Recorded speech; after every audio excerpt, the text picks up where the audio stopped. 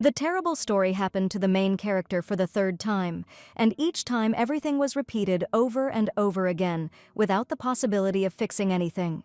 Her faithful maid lay on the floor in a pool of blood, trying so desperately to protect her mistress. But no matter how events unfolded, the main character was killed again, and this was probably a tragic fate that could not be changed. Even when she decided to leave her past life behind and start anew, taking a completely different path, the same outcome awaited her. Even when she forced her family to repent and live in pious poverty so that no one could covet their wealth, Novelita died again.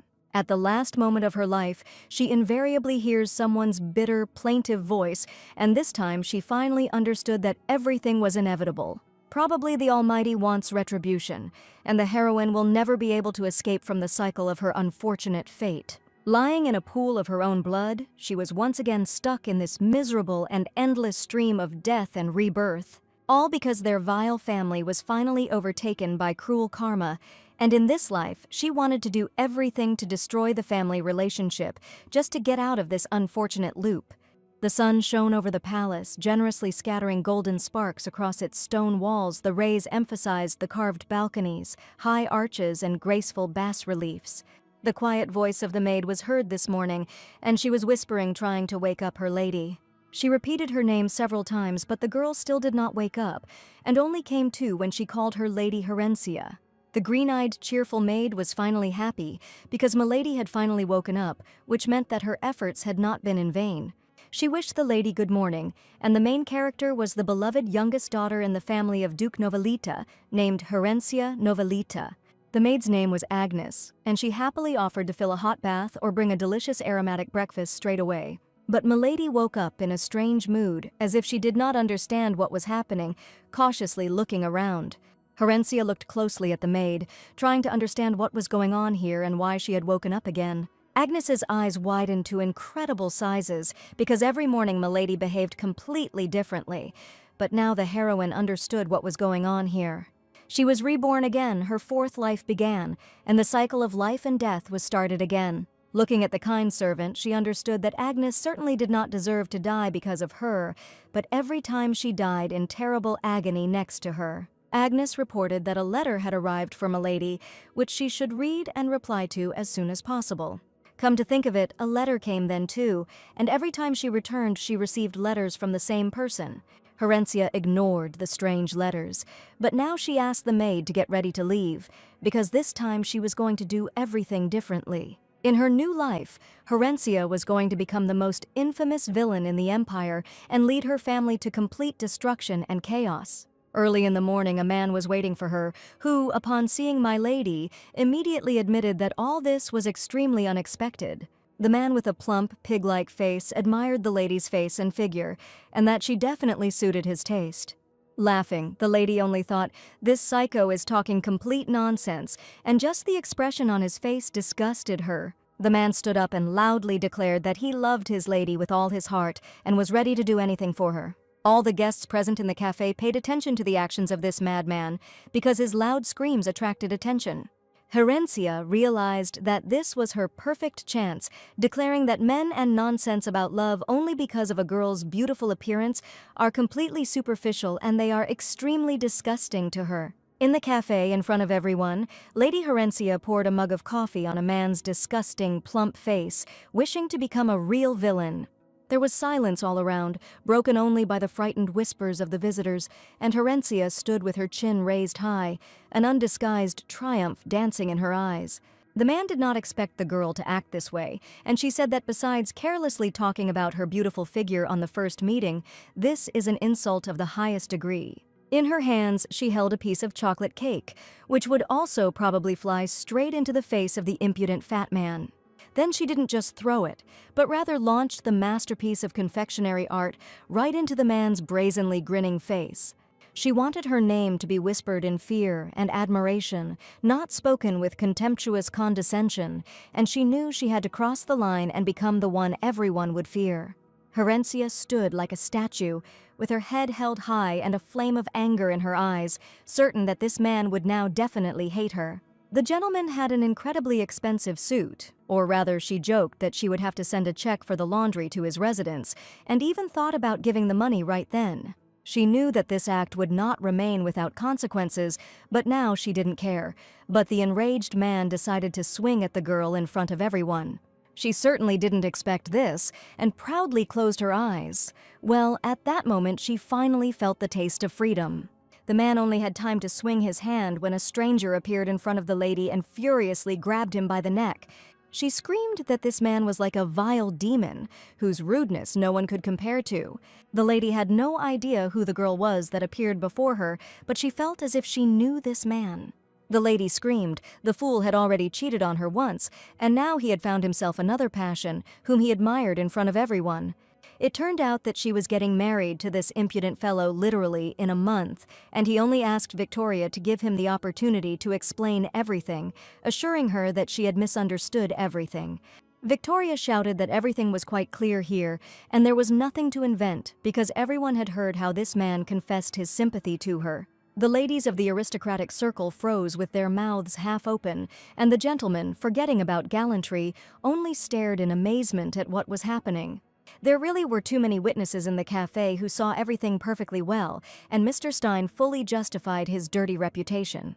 Stein, having recovered from the initial shock, tried to maintain a semblance of composure, but from under the sliding cream from the cake, a treacherously evil grimace appeared.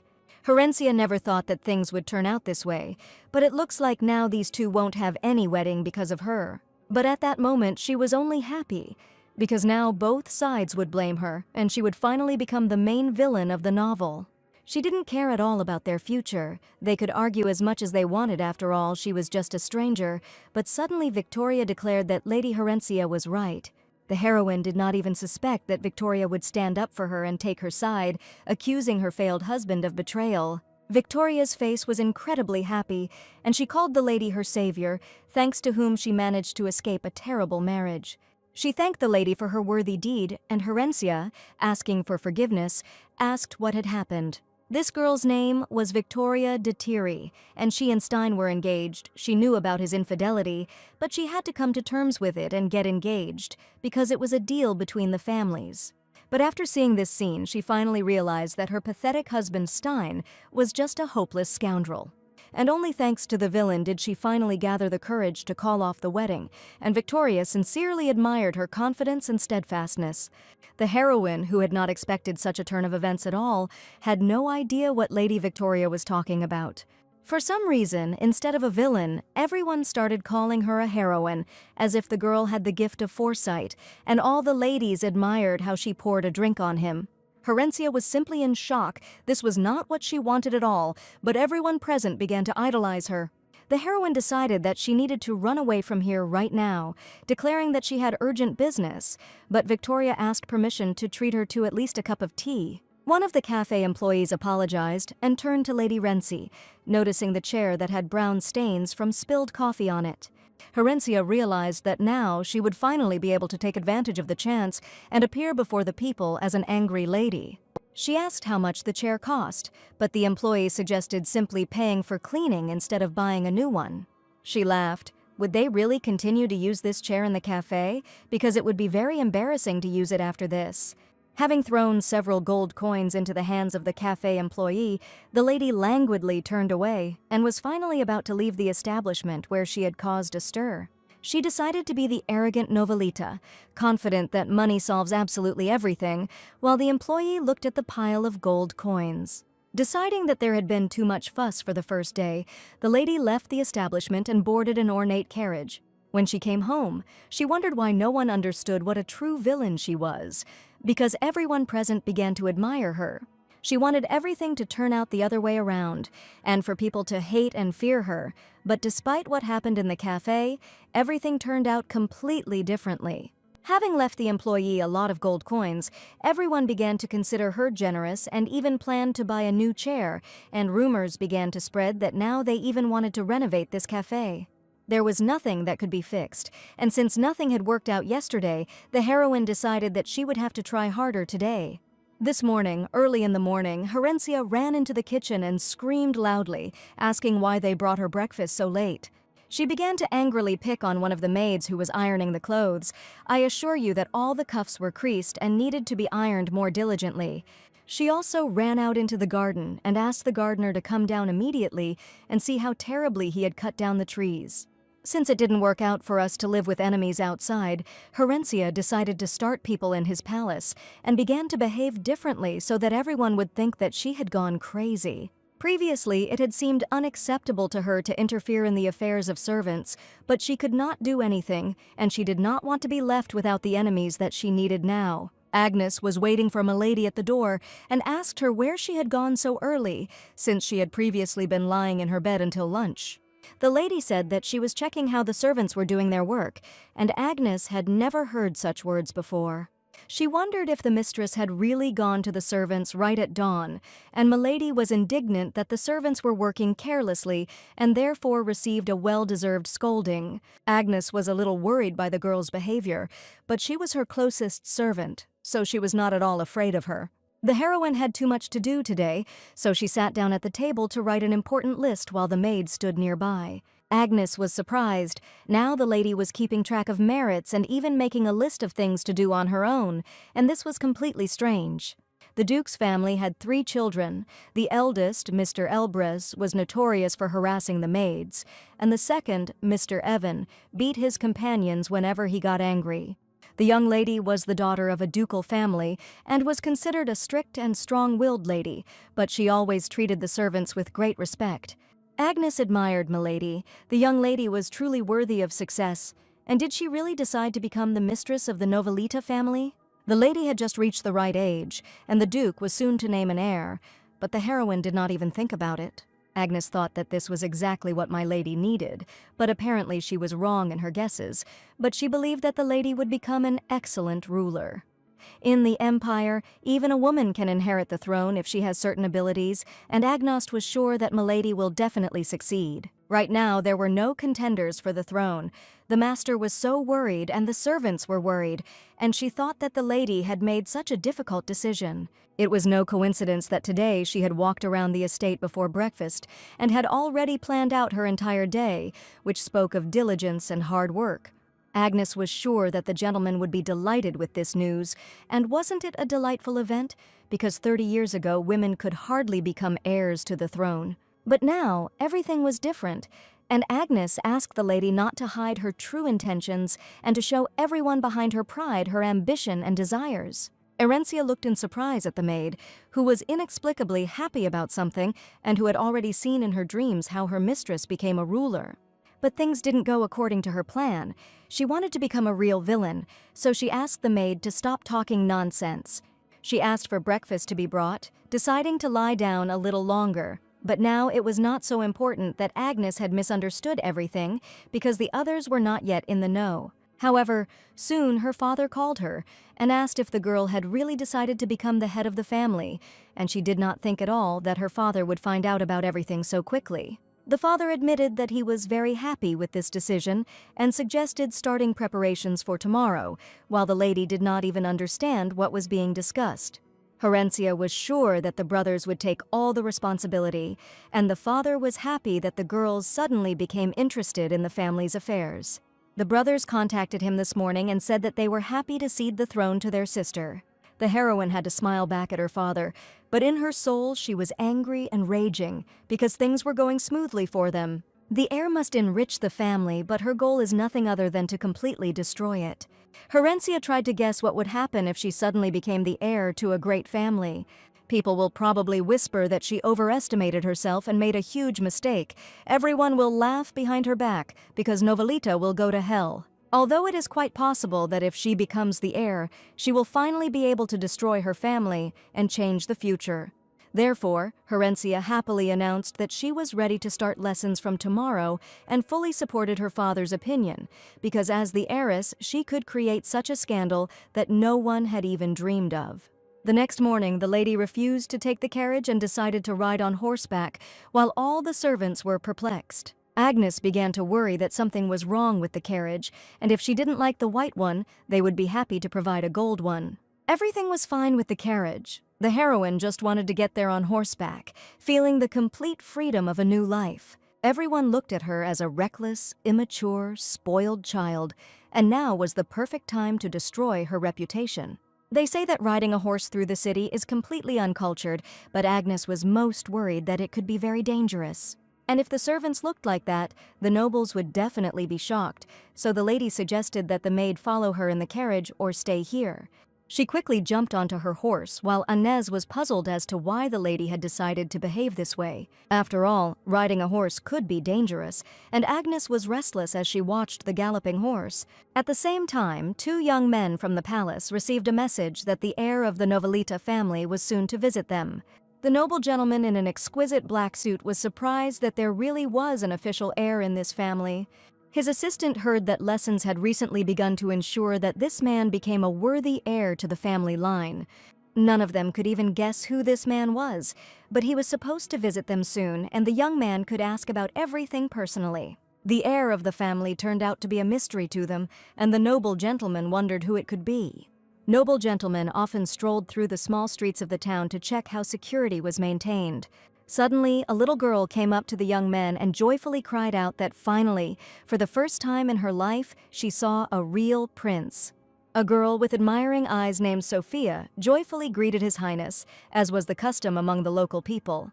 The prince carefully stroked the girl's head and asked if he was a real prince, then where was his princess wandering? Suddenly, the young man sensed danger and covered the young lady with his body. His assistant shouted loudly for everyone to disperse immediately. After all, a horse was galloping down the main street of the city, and on top of it was a stranger. The young man was outraged by such behavior because the child almost got hurt, and it was forbidden to ride horses in the streets. He was going to use magic, but he knew that if they found out about it, he could get into big trouble, and he only had time to see it when the horse briskly jumped right over his head. The heroes met each other's eyes, and the indignant prince wondered what kind of impudent person dared to ride a horse among the local residents. Mother Sophia ran to the girl, worried that her child might be hurt, and the assistant tried to find out if everyone was safe. Fortunately, everything was fine, and the prince managed to cover the young lady with his body, and everything was fine with the baby. She didn't even have time to get scared, and saw almost nothing, being under the protection of the noble young man. This was unacceptable on the city streets because people could get hurt, and the prince was interested in whether the little girl was hurt or if she was in pain. He stood up abruptly, considering the impudent man to be absolutely insane, and shouted that an unforeseen tragedy could have happened because of his horse. And only now did he realize that the person riding the horse was not a young man at all, but a young girl. He was very surprised to see a beautiful lady standing in front of him, who admitted in a sweet voice that it had happened completely by accident. Seeing that the lady was riding well, she also turned to the girl and asked if she was okay and if she was scared. The little girl saw a real princess in front of her and declared that the lady had descended from the soft clouds. Imagine her in front of her in a soft pink robe. Herencia stroked the baby's head and admitted that she saw the most beautiful girl in the world in front of her. But now something else was important. Not all wounds can be seen from the outside, and now the girl did not feel any pain, but she was very afraid that later she might feel ill. Sophia's mother looked at what had happened with frightened eyes and was very afraid that her child could really be harmed. Herencia promised to compensate everything and send a check to Novelita's family, promising that if anything happened to the child, it would be her responsibility. The heroine was so worried that she even forgot to introduce herself to the noble prince, whom she was seeing for the first time. Extending her hand to him, the lady told him her name, and finally the young man learned who Herencia Novelita was. His cold-blooded gaze enveloped the girl, and she could not understand why this young man frowned so much, because nothing terrible had happened, and could it be that he simply did not like her? The first lesson of the training took place, where the teacher talked about the tripartite agreements that oblige the empire to protect vulnerable countries that signed the treaty. The lady found the talk about vulnerable countries incredibly boring, but she tried not to show that she was not at all interested. The prince was also present at the training, as he needed to supervise the process. Instead of listening to the teacher, Lady Herencia looked at the dark-haired prince and thought how handsome he was. His dark hair seemed to absorb the light, and his eyes, the color of the night sky, attracted attention with something elusive that made her heart beat faster. This young man was much more handsome than her ex-husband, whom she fell in love with at first sight in her past life, and if she had met him earlier, she would have given him her heart. Of course, even then she would never have met him, the undisputed dark heir of the Gretelos family, named Euclid Gretelos. He was an imperial inspector, but the infamous Novelita family was a hotbed of corruption, and the two families were completely different. If the heroine had known that he was so handsome, maybe she would not have avoided places where they could meet. Herencia understood that this was not her goal at all, but despite all the arguments of reason, Herencia could not look away. Recently, when she was on horseback and almost caused trouble, the lady extended her hand to him and told him her name, but in response the young man only looked at her gloomily. He didn't even say hello and said in a menacing voice that it was time for him to go, thus giving his name. At that moment, Herencia thought that Euclid was a real rude guy because it was really so difficult for him to just say hello to a stranger. It turns out that the first impression of her was not the most pleasant, and now somehow it was necessary to correct the situation, although perhaps it was even good, and in any case, one should not forget why she sits in these boring lessons. The teacher said that His Majesty the Emperor organized a company for vulnerable states and made this the name of justice and a peaceful sky. There was a slap on the table in the office, and it was Herencia asking the teacher to wait a little. She wondered if this meant that the Empire was pursuing the right path, and if the teacher wasn't embarrassed that she had destroyed the country under the guise of an agreement. The teacher interrupted the lesson and explained that the Empire is obliged to protect countries that swear allegiance, but the heroine was indignant because the Empire only protects those states that pay tribute. She doubted that such an empire could be called righteous and asked the teacher himself for his opinion. There is a saying, don't even think about stepping on your teacher's shadow, and arguing in class is simply impolite. She confidently expressed her dissatisfaction, and the young man sitting next to her said that analyzing history from an objective perspective is very useful. The teacher did not expect at all that someone would dare to say something like that, and even more so, that it would be some girl. He angrily declared that the lesson was over and walked out of the room at the speed of light, and Renshi did not understand why he gave in so easily in a verbal altercation. The heroine deliberately chose words that would upset the teacher, because it was not for nothing that she prepared for this lesson. When the teacher left the office, the boys greeted Mrs. Herencia and admitted that they fully agreed with her opinion. Today's teacher was just awful, and he ran away because his opinion was simply not agreed with, without any arguments being given. Euclid remained silent all this time and carefully observed the lady's behavior, trying to understand what she had decided to do. One of the young men asked if this was the girl's first lesson, and if she was feeling unwell, he offered to walk her home. But Euclid interrupted him, insisting that he was the one who would escort the lady, and the young man did not even have any point in arguing with the high-ranking gentleman. He grinned sarcastically and declared that the lady had definitely not gotten here by carriage, and holding out his hand in a black glove, he offered to follow him. He even admitted that it was better this way than going alone, and he rather expected the girl to give her consent. Something like surprise flashed in his eyes, and then a weak, barely noticeable smile, and the lady was surprised that such a handsome young man was choosing stupid words. At their first meeting, he rudely ignored her, but now the lady wanted to change the rules and agreed to go with Euclid. She felt that the game had definitely begun, because right now she did not meet the gaze of the noble young man, who also looked with interest at the lady's sweet face, but it was completely unclear what he wanted. In front of everyone present, the lady took Euclid by the arm, as if they had known each other for a long time, and walked out of the office with him. Behind their backs, people started whispering whether they really knew each other, but it was simply impossible. The young man who had invited the girl to go with him felt a terrible defeat, and a menacing grimace appeared on his face. A black carriage with black, noble horses was waiting for the prince near the training building. Sitting inside, the heroine realized that traveling on a horse was much more comfortable than being in a stuffy carriage, and on a horse she felt fast and free.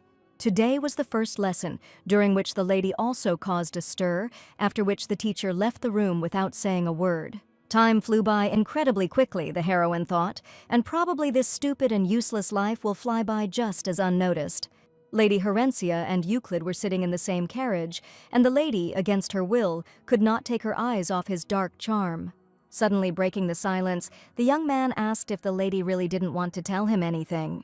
Herencia knew that Euclid was a controversial figure, surrounded by rumors and secrets, and in response, she only quietly asked what he was likely to say. The young man admitted that he had clearly noticed how the girl had been glaring at him throughout the entire lecture, carefully studying every detail of his face. The heroine did not expect such a frank question and asked in surprise if she had really been looking at him. But she knew perfectly well that she had been staring at him for the entire lecture, without looking away for a second. Sighing, Herencia apologized, but then realized that the villainess never apologized for any of her actions. So she made a rude face and said that Euclid should forget about it and never mention it again. But the young man was sure that she was now openly lying, because he felt her persistent gaze behind his back. The lady admitted that she had only looked a little, but she knew that she couldn't let anyone know that she liked this man. Herencia admitted that the young man was simply too handsome, and his face changed from such a revelation. Herencia asked if it was really bad to look at a beautiful person, since it wouldn't harm him in any way, and she couldn't turn back time so he wouldn't notice. Looking him straight in the eye, she brazenly declared that she would be more careful next time because the young man was so embarrassed that even she felt ashamed. Euclid, after the lady's impudent words, opened his eyes in surprise. He looked at the lady, trying to figure out what was behind this unexpected boldness. The young man leaned back in the carriage, continuing to study her intently. There was no longer any coldness in his eyes because his cheeks had become bright red like cherries. Herencia returned to her palace, and Agnes immediately came to her, declaring that the lady should not run away like that under any circumstances, and she was very worried. The maid emotionally recounted how she heard that Milady had arrived in a carriage with Mr. Euclid. Worried that the other young ladies would start bullying her, Herencia tried to ignore the information. Agnes screamed, "Sir, and Euclid is incredibly popular. Everyone in the capital knows him, and even every noble lady in the empire." She called it downright municipal property, and at that moment the heroine was struck by a thought, like a lightning strike. She rushed to the maid and asked her to tell her even more information about Mr. Euclid. After all, the girl was sure that after meeting a famous young man, they would start to hate her, and especially if she was in the same carriage with him, they could hound her. Agnes did not mean this at all, and she wanted to convey a completely different idea to the lady. It's just that this young man is so popular, and she was afraid that rumors would spread and the situation would get out of control. But Herencia was happy, because that was all she needed, and she even thanked Agnes for the information he provided. A popular man, worthy of the title of municipal property, and in her capable hands he could become a powerful weapon. This means that the young man is sacred territory that cannot be entered, so as not to get into trouble. And if Herencia declares her sympathy for such a man, of course, all the people of the empire will hate her, and Agnes is worried simply because they were in the same carriage. If the heroine agreed to marry him, everyone would just go crazy, and that was exactly what she needed. Herencia decided to pursue him desperately, and if she got enough of him, perhaps his entire family would hate her too. Having come up with a grand plan, the lady waved her hands, and this idea turned out to be simply perfect for her. But Agnes, seeing the strange state of her mistress, began to worry that Milady was going to go down a completely wrong path. The next morning, at a family dinner, the girl confessed to her parents that there was a man she would like to marry. The relatives choked on their food in surprise because no one could even imagine that their sister would do such a thing. Mother slowly turned her head in her direction and asked in a quiet voice if her daughter was really going to get married.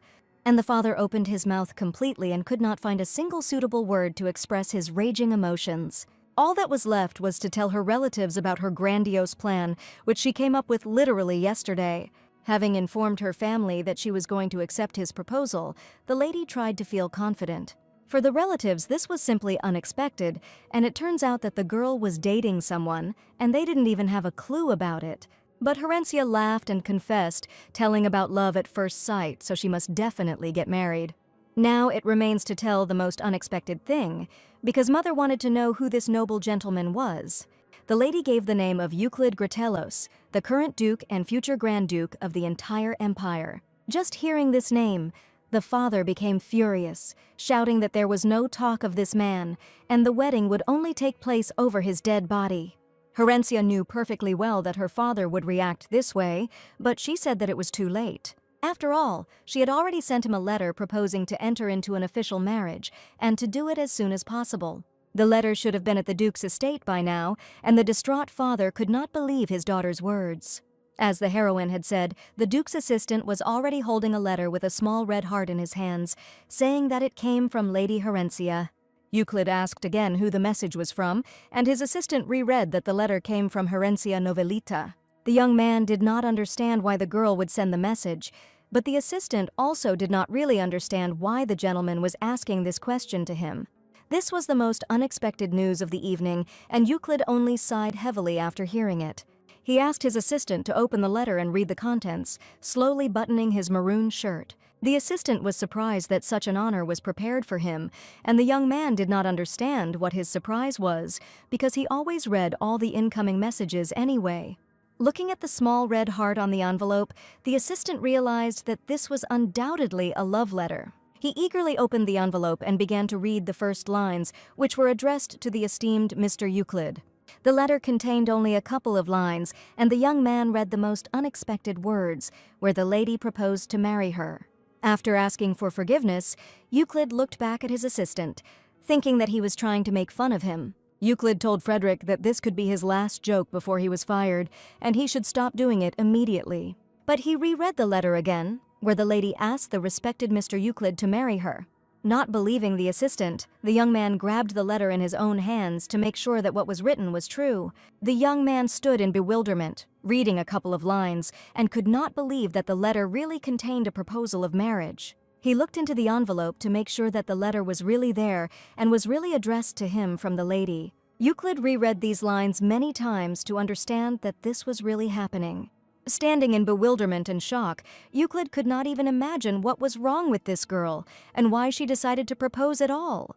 The next morning after the strange letter, Euclid shouted loudly throughout the palace, "Was Lady Herencia already here?" He was sure the letter was indeed a declaration of war, but the assistant laughed that the gentleman had accepted her offer and still calls it that. The young man was confused. Did Frederick really think that this was a real proposal? And no matter with what intonation you read her letter, it still seemed to the young man that she was getting ready to fight. The lady did indeed arrive early in the morning, and Euclid asked his assistant to tell her to wait in the drawing room. And now it didn't matter to him at all in what form he would appear before her. The main thing was to find out what this girl had planned.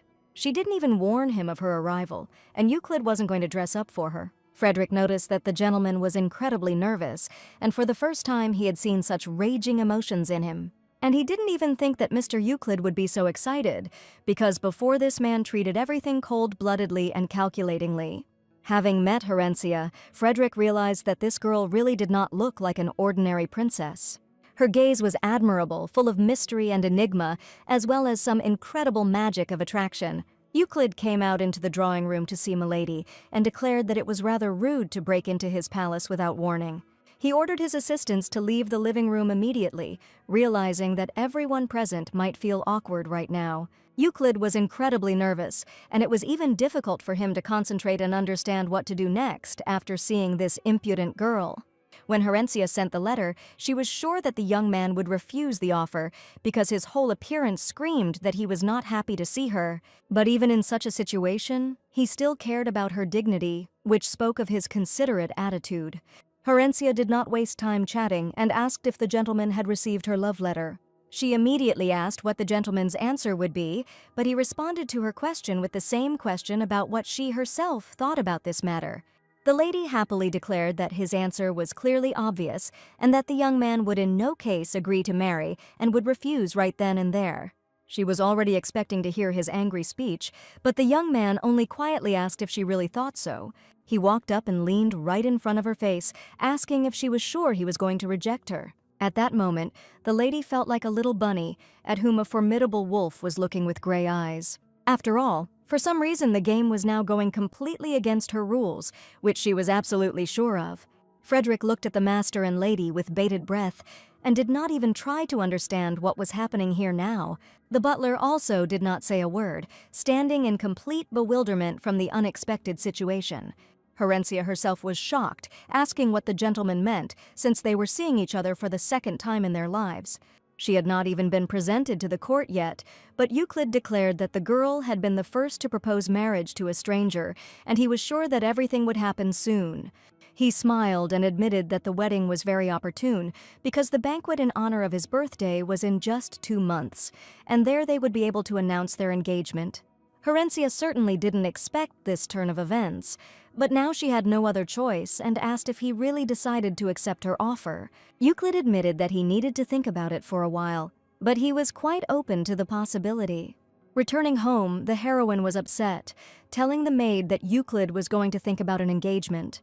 Agnes was sure that his words sounded promising. He was irresistible, that could not be taken away from him, but under no circumstances could she ignore my lady. With her face buried in her pillow, the heroine couldn't understand when everything went wrong, because he should have refused. The girl who dared to desire Mr. Euclid, a public treasure, was finally rejected. Now she is simply obsessed with him, impudent and rebellious. She didn't want to be talked about like that and didn't think that the gentleman would actually accept her marriage proposal. But now he said with complete confidence that he was going to think about it seriously, and the girl's head was simply spinning this evening. Her thoughts were torn apart, and suddenly the butler announced that a letter had arrived for my lady. Suspecting who had sent the message, the lady turned to the butler with bated breath. It seemed that it was a personal invitation especially for her, and the butler thought that it would be better for the lady to open it herself. She was surprised and did not understand who could send her a personal invitation, because not a single letter had arrived to this palace for too long. Soon, she went to the meeting, where the noble ladies were incredibly happy to see Lady Herencia. She even deliberately showed up very late and dressed too smartly for the tea ceremony so that the girls would speak as badly of her as possible. But for some reason, the meeting was filled with an incredibly kind atmosphere, and the ladies looked at the long-awaited guest with admiration. One of the girls admitted that there were a lot of rumors about the lady, but for some reason these rumors only made people happy. Herencia did not understand where she had miscalculated, because she had deliberately behaved incorrectly, was rude and impudent, and rumors should have entrusted her honor. But people said that she did only good and brave deeds, and this was completely different from what the lady expected. It was said that Lady Herencia tried to break the ingrained traditions of the empire, where the culture had become too harsh, and even one lady admitted that she also loved to ride horses, but was afraid to do it openly without being judged. But on the day when the girl appeared in the center of town on horseback, she broke this unspoken rule. The noble women were under pressure from all sides, and in such a world it was not so easy to take matters into one's own hands and be an example for others. The lady suggested having a snack first, then going horseback riding, and then visiting a cafe where they say the interior has been completely remodeled. The cafe was called the Midday Sun, and it was there that Lady Victoria refused her impudent husband Stein's upcoming wedding. She took revenge on him well, and the ladies heard that the girl even hit him right in the face. She finally found the courage. In truth, Victoria's life changed dramatically that day, because if she had married Stein, a sad fate would have awaited her. She confessed that it was all thanks to Lady Herencia, who exposed the liar and impudent man. Lady Herencia was now the first star among the noble ladies. She could not believe that everything turned out so wonderfully only thanks to her. The ladies found her delightful and incredibly charismatic, and admired her confidence, sincerely wanting to follow her example. Herencia had not expected such glory at all, because now all the noble ladies idolized her and considered her the most confident lady of the empire. She wanted to justify that she was completely indifferent here. She turned to the girl with admiration and asked if she could teach them how to defend their opinions and behave in society. This is something the heroine never expected, that she would become a real star, who would be asked to teach them how to do the same as she can. The girls were waiting for her answers. Each of them really dreamed of being like her, to have the same self-confidence. Victoria continued to hold her hand, hoping that people would agree and show them what it meant to be a real lady. Euclid, whose name was synonymous with success and composure, was in turmoil. He was used to controlling every aspect of his life. But now, in his carefully constructed world, there was a note, the false and persistent Lady Herencia. He couldn't understand why she occupied all his thoughts. Her smile, light and mysterious, seemed to hint at secrets that he desperately wanted to unravel. Before this, the young man had always relied on reason. Everything was perfect, but next to this girl he lost his composure, and for the first time he experienced something like this. Frederick clearly called this feeling first love, and the gentleman menacingly declared whether he really wanted to be fired. He now immediately set to work, declaring that he was extremely busy, as he had accumulated an incredible amount of paperwork. For the first time in his life, Euclid realized that he was losing control, and the reason for this was Lady Herencia, a mysterious stranger who had entered his thoughts without invitation. It all happened too impulsively, and he wanted to give up on the marriage, But at that moment he simply couldn't stand it and said completely different words. And as soon as she was next to him, he himself did not understand why he said that he was not going to reject her at all. He tried to brush off this obsession, explaining it all away as being busy and stressed, but the truth was much more prosaic and frightening. The gentleman was even now sure that in any case it was a mistake, and had he always been so unrestrained? Her gaze, piercing and appraising, seemed to see right through him, revealing his weaknesses and hidden desires. But after he declared his readiness to accept the proposal, the girl had such a strange expression on her face, as if she expected something completely different. Her reaction seemed too cute to him. The young man could not even imagine what this strange girl was thinking about. After thinking for a bit, the heroine realized that the noble lady's offer was just right for her, and this time everything would work out for real. At first she was confused when the young ladies asked to teach them, but if she thought about it, she had no reason to refuse. In fact, it will even be better there. Thanks to them, a wonderful, brilliant thought came to her. She decided to call this project How to Become a Villain, and step 1, she will teach girls bad behavior and turn them into perfect villains.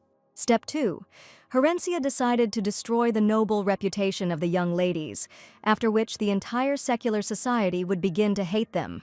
When everyone found out that it was her doing, and that she was the one who taught the lady to behave inappropriately in prison, Herencia would be criticized for corrupting innocent noble women, and it was a perfect vicious circle of evil. She turned to Agnes with a request to immediately begin to carry out her grand plan. The heroine asked to write invitations, and also to bring her paper and a pen. This is where her villainous training will begin. The ladies happily sat around the head of the table and waited for the lady to begin telling the most important secrets of success. The girls listened attentively to the lady, and Herencia asked if they were all ready to become like her. The ladies with admiring eyes were delighted that the training would begin right now, and each of them dreamed of becoming like Herencia. Since everything had been decided, the lady was ready to begin in a minute, and the girls listened to her attentively. Holding notebooks in their hands, they were not prepared to write down every word she said, so as not to miss even the slightest detail. The ladies were full of enthusiasm, and the heroine was sure they would make wonderful villains. When the training began, the noble ladies were a little confused after the first few minutes, because they had never behaved like that before. They did not understand whether they really had to behave exactly as Lady Herencia said. The lady claimed that the later the girl arrived, the more attention she attracted, and they had to be late for her classes, and this was not discussed. They arrived late anyway, but the lady arrived even later, and insisted that even if the lady promised to arrive on time, she would still be late. The ladies agreed that they would be half an hour late before the start of the class. It wasn't a matter of time, but of the fact that they arrived late, and if the heroine's reputation suffered because of being late, the girls would stop respecting her. Soon, their lesson was about to come to an end, and the lady smiled and suggested reminding them that today was the most important information, and they must remember it and repeat it every day, early in the morning, standing in front of the mirror. The first rule of a noble lady was to always take all her gifts back. The lady said that the girls would have to return everything they were given, even if they liked these gifts incredibly. If they forget all the other rules, these 2 basic rules will definitely change their lives. Herencia called the young master for help so that they could act out a scene and practice today. She said that if her servant invited girls to dance, they should behave strictly as follows. Even if an incredibly handsome man approaches them, the ladies should indifferently refuse. Seeing the incredibly cute, handsome man, the first thing the ladies wanted to do was, of course, agree. But they promised the lady to try their best, no matter what, to become like her. The lady was desperate to become the biggest villain in the empire, and today she decided to deal with her servants. Having gathered all the maids and servants, she decided to check everyone who was performing their duties. In recent days, the heroine had no time to find fault with the servants and deal with the affairs of the palace. She had to do this to become a real villain, because she felt that she had become too relaxed. But since she hadn't checked them for a long time, now she could definitely find fault with the little things, planning to scold the servants all day. Putting on white gloves, Herencia went to check how dirty the palace was, but when she ran her hand along the windowsill, she couldn't believe how clean it was. Rushing in different directions, she tried to find somewhere a pile of dust for which she could scold the maids. Even when she came to the kitchen, she saw a magnificently set table where perfect cleanliness was also maintained. All the dresses in the wardrobe were perfectly ironed and washed, and the lady could not believe that the servants in the palace really did their job well. The last hope was the gardener, but when she went out into the garden, she saw a beautifully trimmed figure from the bushes, and she did not understand whether everyone here really worked. She had nothing to complain about at all, and the lady declared that since when had servants been doing their job so well? The servants admitted that their work brought them great pleasure, and their self-esteem rose even more, because the mistress did not find a single flaw. Now the heroine did not understand how to become a villain and why to scold the servants, because everything in the palace was simply perfect. Not understanding what there was to find fault with, the heroine looked around every corner of the palace but found nothing. Sebastian approached her and informed her that a distinguished guest had arrived at the palace and that the lady should probably go out to see him. She opened the door and heard a faint creaking sound, angrily declaring that the door was constantly squeaking and should have been fixed earlier. Sebastian promised to fix it as soon as the guests left, and bowing his head, asked Milady for forgiveness. He said that he would do everything himself and did not even intend to ask the servants for help, but the lady was sure that such work required a knowledgeable person, since Dr. Repair was the work of another craftsman. She asked to invite carpenters and blacksmiths here, but Sebastian assured her that they needed to be called in advance. Finally, the lady found something to complain about, and it didn't matter whether it was an aristocrat or a commoner or even a lowborn. She ordered that someone be found who could handle this task. The carpenters of the Greytree Guild were renowned for being the finest craftsmen who carried out work exclusively for noble families. Previously, this guild consisted only of experienced craftsmen, but due to the monopolization, Greytree turned into a gathering of inept craftsmen. The aristocrats knew this very well, but still continued to turn to them out of pride. This had nothing to do with the heroine, because now she absolutely didn't care about her reputation, and she wanted Sebastian to be accused of behavior unbecoming of an aristocrat. Surely she constantly hurt his pride, because he himself was looking for work on par with ordinary people, but the young man just knew a good master. After his words, Sebastian even smiled, and Herencia was disgraced even here.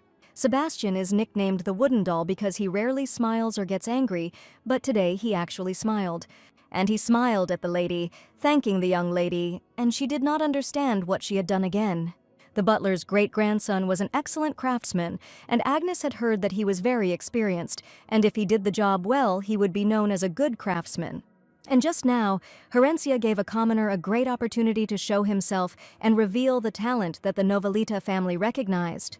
It turns out that being a villain is incredibly difficult when everything in the palace is good and perfect. The girl had not felt so calm for a long time, and she realized that it was time to take care of important matters. Agnes said that it was necessary to select a dress, jewelry, and accessories for her presentation at court. And most importantly, it was necessary to find a noble partner as soon as possible who would represent herself with her. I thought earlier that only one person would be suitable for this role, and my first thought was about Mr. Euclid. On the birthday of Prince Barlos, the Emperor's heir, in her life, in this very hall, she met her husband. In her past life, she thought it was a lifelong love, enchanted by a sweet, noble gentleman. She believed that she would finally be happy when they got married, but it was all just a terrible illusion. So this time she was going to find the perfect partner, someone so dazzling that she wouldn't even want to look at her ex-husband. Someone who truly shines, a gentleman who attracts the attention of others with his manners and nobility. Having compared all the facts, the heroine realized that only one person was perfect for this role. The next day, Euclid was going to a banquet in honor of Barlos's birthday and asked Frederick to prepare everything thoroughly. The young man even laughed. Was the gentleman really going there for the lady? And his jokes got him pretty pissed. The imperial family is now in the midst of a bitter war for succession to the throne. Prince Barlos relied on the support of the Empress from the old nobility, and Prince Grassus was quickly gaining power with the support of the rising factions. In this chaos, Prince Gretelos had maintained a neutral position, and if Lord Euclid came to Barlos's banquet, people might think that he was now on the Empress's side. The imperial family must be putting pressure on him, and it was no wonder that the young man was in such a terrible mood before the banquet. Frederick warned that it was necessary to prepare well and find a partner whom he would accompany. At this moment, the gentleman's assistant approached Euclid and informed him that another urgent letter had arrived for him. The letter again looked like a love letter and was probably from Lady Novelita. Looking at the cute heart on the envelope, the young man felt that he was even afraid to open it. He asked his assistant to open the letter, but Frederick no longer agreed, since another assistant had brought it. The gentleman asked him to stop whining, and as soon as Frederick read the first lines, he said that the gentleman had great news and he had a partner. A whole week had passed since receiving the letter, and Herencia was worried because Euclid still hadn't responded, and she even wondered if she would really have to break into his house again to get what she wanted. These thoughts did not give the girl any peace, and on the one hand they even scared her, because she did not want to do this at all. Today she was heading to the studio where the ladies had already informed her that her exquisite dresses were ready. Designer Andre, the owner of the studio, met the lady and was very pleased to see such a distinguished guest. Entire studios were specially closed for the lady so that she could calmly try on a suitable outfit, and Agnes has already rushed to help to choose the most luxurious garment. The lady was attracted by one dress and immediately declared that she definitely liked this style. But Andre declared that he had no intention of selling the dress, and Agnes could not believe that the lady had chosen it. They asked to take a closer look at other outfits that were now very popular in the Empire, and many times nicer. Agnes wanted to appear like a real villain and said that she simply had to take the dress that she liked. While the ladies were in the studio, a stranger suddenly entered who recognized Lady Herencia's carriage. The young man introduced himself as Frederick, assistant to Mr. Euclid, who was probably looking for the lady.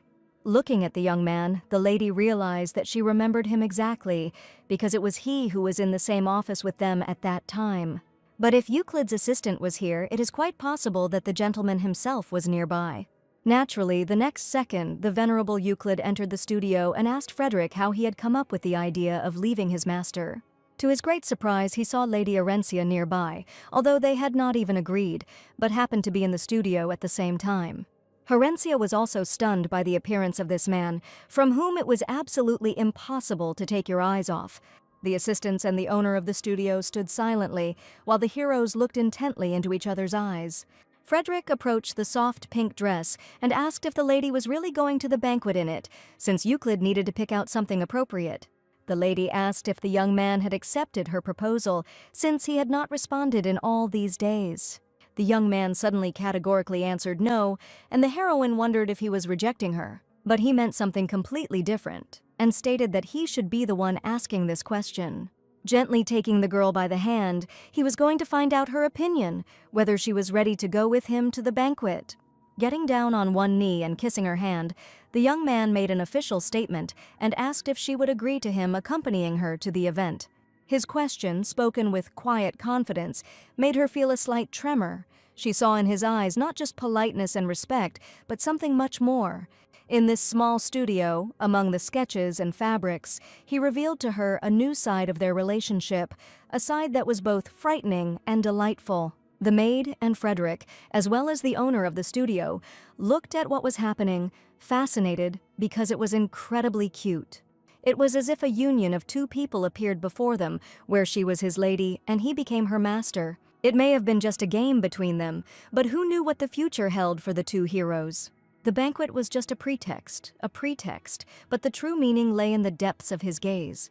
Prince Barlos's birthday had arrived, and all the most respected gentlemen of the empire were heading there. Mr. Euclid arrived at the ladies' palace in a black suit, the classic cut which sat perfectly on his stately figure, emphasizing aristocratic restraint. The girl's father, upon meeting him, asked if he would really be accompanying his daughter today. He asked what his father was so busy with and hiding in his palace, and the young man grinned and replied that he had no idea that the busy duke was interested in their family. Deep down he waited, and then, as if answering his secret wish, Lady Herencia came down the steps. The father and Euclid, seeing the girl, opened their eyes in surprise, because it was the first time they saw her in such an outfit. The red dress, which hugged her chiseled figure, seemed to glow in the evening light, and the deep cutout at the back, revealing her perfect shoulder line, added a daring elegance to the look. The father was outraged. The lady's back was completely exposed, and the impudent lady, showing off in front of him, asked if something was really wrong. She looked especially dazzling in red and was set to be the star of today's event. The father asked his daughter to go and change her clothes, because he knew very well what other people would say when they saw her image. She seemed to have stepped out of the pages of a novel, the embodiment of passion and mystery, and declared that this dress was unusual, but incredibly luxurious and just right for the event.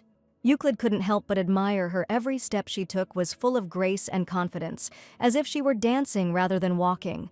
To see her daughter off, the mother came out to them and admitted that she was simply charming. She was incredibly proud of Herencia, and as expected of her daughter, she would be at her most luxurious for this event. Mother was just worried that the girl might freeze because it was still frosty on spring evenings. She didn't say a word about her bare shoulders and naked back, because she knew perfectly well that Herencia herself had made the choice to look that way. Suddenly, she noticed tension between her parents, who for some reason were not talking to each other at all. The lady even suggested that perhaps they had quarreled, but she had absolutely no time for that now. Euclid separated from his father and walked towards Lady Herencia. She was even more beautiful up close. The light scent of her perfume, subtle and intoxicating, filled his lungs. The mother wished her daughter to be careful and have a great time on her birthday. Inside the palace, there was already music, a muffled hubbub of voices and the light clinking of glasses. The ladies sparkled in luxurious dresses woven from silk. Long trains flowed along the parquet floor, and precious stones shimmered in the spotlight. An empress named Lily appeared before the guests and was surprised that one famous person would really come to the banquet. Barlos, the first prince of the empire, the son of the empress, confessed to his mother that this man had indeed promised to appear. Gretelos could not hide forever, and the empress turned to the princess of the empire, her daughter Selvarena, that this was an important day for her. She asked the first prince to introduce her to Mr. Euclid today because he knew very well how much his little sister had been looking forward to this day. Finally, the main characters appeared in the hall, and the princess, looking at Herencia, was indignant at the dress she was wearing. No one had seen this girl in the empire before, and everyone began to whisper as soon as the young couple entered the hall. But one thing became clear to everyone: Mr. Euclid came to the event with a companion, and they look incredibly good together. For a moment, even the loudest voices fell silent, giving way to astonished whispers and undisguised curiosity. Their appearance had the effect of a bomb exploding. Interested glances followed them as they slowly and with dignity headed deeper into the hall. People immediately realized that they would be attracting too much attention to themselves that evening, but that was exactly what she wanted. The banquet promised to be full of surprises, and their appearance was undoubtedly the most striking of them. But despite this, not a single person approached the Herencia. It was as if everyone deliberately turned their eyes away from her and did not even greet the young lady. And were all the ladies simply jealous of her because of Mr. Euclid, since she became the first lady to appear with him at the event? The intrigue grew with every minute, and everyone was interested in what connected these two and what plans they were hatching. The lady decided to walk around the entire room so that they could be properly examined, while Euclid felt like a little puppy on his first walk in his life. They approached the butler, and the young man greeted Mr. Gretelos and Lady Novelita. He said that His Majesty was asking for a meeting with the honorable gentleman in order to finally communicate with him personally. Out of the corner of her eye, the heroine noticed that the entire imperial family was looking only in their direction, and it even seemed to her that the empress and her daughter had their eyes on Mr. Euclid. She noticed the girl standing in the imperial family, who seemed to be burning her with her eyes. It was the empress's daughter, who was looking intently at the lady in the red dress, as if condemning and despising her. Prince Barlos raised his glass of red wine and greeted the guests who had come to his celebration. They sat down at the table with Euclid and his companion, and the lady thanked him for the warm welcome. It seems that Prince Barlos even liked her a little, but the princess didn't want to take her eyes off her.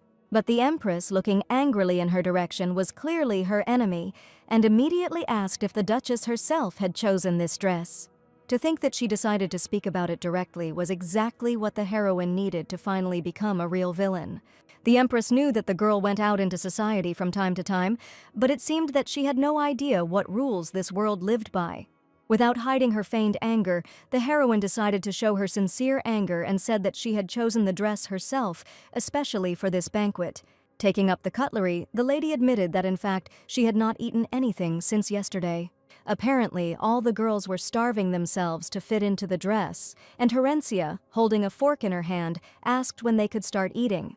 She was going to greedily devour every bite, enjoying the food right in front of the Empress because the food at these banquets was simply incomparable, but no one touched it. Eating at a banquet was considered bad manners, and besides, the ladies, squeezed into their corsets, were hardly able to eat even a bite. They were all so hungry, but how would they feel watching someone else also eating delicious food right in front of them? So Renee's immediately started on the meat and was about to put the largest piece into her mouth. Chewing deliciously on the aromatic piece of meat, the lady understood how much this must be infuriating the Empress and everyone around her. At this point, Euclid suddenly asked if he could join her meal. They were the first people to start eating, while Herencia praised the talented cook because the meat turned out to be incredibly tender. Seeing this, the prince ordered that a plate be brought to him as quickly as possible because he also wanted to enjoy delicious dishes. If the prince also started eating, the others would not be able to openly condemn her antics, and the lady understood that this option could turn out to be a failure. But still, she continued to enjoy the delicious food, while Mr. Euclid stared at the princess. She sat and ate absolutely nothing, only carefully examining the interesting guests. There was tension between the heroes, and the most angry of them was the Empress.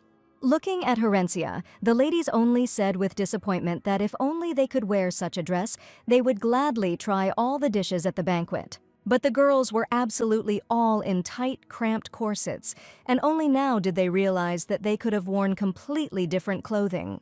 Victoria was present at the banquet with her friends, and the girls noticed that Herencia, as always, was the center of attention. Today, the ladies felt more confident than usual because they had already had several lessons from a real villain. Beautiful music began to play, and the ladies worshipped their mentor, who looked simply stunning today. The ladies understood that everyone would start dancing now, but at the first lesson, the lady said that the young men should definitely be refused. But that evening, the girls decided to have some fun, and taking strangers and young men by the arms, they gathered to dance beautiful dances with them. Mary was left alone and wished her friends a pleasant evening and to have fun from the heart. The couples whirled in a melodic waltz, with handsome gentlemen holding their luxurious ladies by the waist. A young man, charming and handsome, approached her and asked if the lady would do him the honor of dancing with him. Looking at the handsome man, the girl understood that it was not the time to stand there like a statue, and that she simply needed to do as Lady Herencia had taught her. According to etiquette, they had to introduce themselves first, but the young man suggested that they get to know each other better a little later. Being sure that the lady was obliged to agree, he, not hearing an answer from her, brazenly took her hand and declared that now they would go dancing. The lady screamed loudly and hit the young man with her hand, indignant at what he was doing.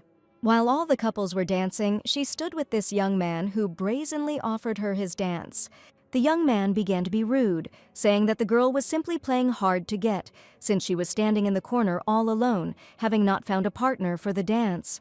And the lady understood that she should not tolerate these insults, but she was not very confident in herself. At that moment, she remembered the words of Herencia, when the lady said that the girl gives what she receives and it does not matter. The main thing is to be shameless. Mary really never was rude to people left and right, and only tolerated insults and insults. And right in front of her appeared a real villain who wanted to take advantage of her shyness. Mary said that in any case she refused to dance and asked them to stop clinging to women because it looked very pathetic. Anger slowly rolled over the villain, and he declared that the lady was throwing herself at all men, and now she thought that playing at being brave and confident would change anything. Admitting that he had spoken to her out of pity, he asked her to consider it a gesture of charity. It seemed that some kind of skirmish was brewing. The young lady had refused her partner, and everyone had turned their attention to Lady Gertrude, who was constantly alone. People whispered that this girl was not in a position to choose partners, and Mary was downright sad, realizing that she would never become like Lady Herencia. At the right moment, the lady came up and asked why Mary was standing there in the corner, looking very sad. Tears appeared in the girl's eyes, and she was very happy when she saw Lady Herencia. She asked who wanted to be her partner, and asked not to say that she liked this person. Mary felt absolutely terrible. She didn't understand at all what to do because she didn't feel so self-confident. So the lady screamed that she had absolutely no other choice, and she absolutely did not like such suitors. She finally let out all her anger and admitted that this man spoke to her out of pity, and he was definitely not the king here. At that moment, Mary felt feminine strength within herself and understood that she absolutely should not follow the villains who especially insulted her. Herencia approached the young man and asked who dared to speak so arrogantly to the Count's daughter. When the young man saw who approached him, his face immediately changed because he realized that this girl could do anything. Meanwhile, Euclid did not understand where Herencia had disappeared to this time, but the princess had already approached him from behind. She waited for the right moment to speak with the gentleman alone and asked for a little of his attention. Mr. Euclid looked at her silently, not understanding why the princess was so interested in him. Princess Selvarena is perceptive. She has a very good understanding of high society and political circles, and she has published a large number of scientific papers. Obviously, the queen is trying to set her daughter up with Euclid, but this girl is not so naive as to not know about the conversations that are going on here. The lady admitted that she had actually wanted to propose something to Mr. Euclid and that it had sounded too presumptuous of her. At this moment, a real scandal was brewing in the hall, where Herencia tried to defend the honor of her friend. Seeing this, Euclid asked for forgiveness because his companion had gotten into trouble. The princess was left standing alone, and the young man did not even talk to her but immediately went to another. She assumed he was clearly playing the role of a loyal partner, and it was definitely a planned performance. This was not what the girl expected to see, because she was sure that the Duke should have surrounded her with attention. In her past life, it was at this banquet that she first met the heroine's ex-husband, and he approached her first. The scene was just like something out of a fairy tale, and the young man politely offered to dance with him. He was an aristocrat from a poor rural settlement, the main character of a love story, and in social circles they constantly talked about their wedding, and of course, real family life turned out differently. Hugging another girl right after the wedding, this story turned out to be far from fairy tale magic. It was at that very moment that the heroine became aggressive and cruel and eventually destroyed everything with her own hands. But the young man swinging a knife at his wife shouted angrily, his life was destroyed only because of this wedding. No wonder he hated his wife so much that one dark late night he simply decided to kill her. Even in real life, the heroine remembered this story very well and the terrible feelings she experienced. And now in front of her stood that same ex-husband, a real villain, who immediately swung his hand at the lady who expressed her opinion. The heroine had no idea what could happen next, and at that second she only managed to close her eyes. But the courageous shoulder of Mr. Euclid appeared in front of her and grabbed the impudent fellow by the hand. Euclid looked menacingly at the villain and asked what the young man was doing such a thing at a social event. The young man said that it looked like there was a misunderstanding and it was just a small quarrel that didn't even require attention. He introduced himself as a baron from the Massetti family, whose holdings were on the northwestern border. Euclid promised to remember this name because in this man he saw a real impudent person who allowed himself to do something terrible. He left silently and did not say another word. The young man was perplexed as to whether their conversation would really continue. But now he understood that this mistake turned out to be much worse than he could have even imagined.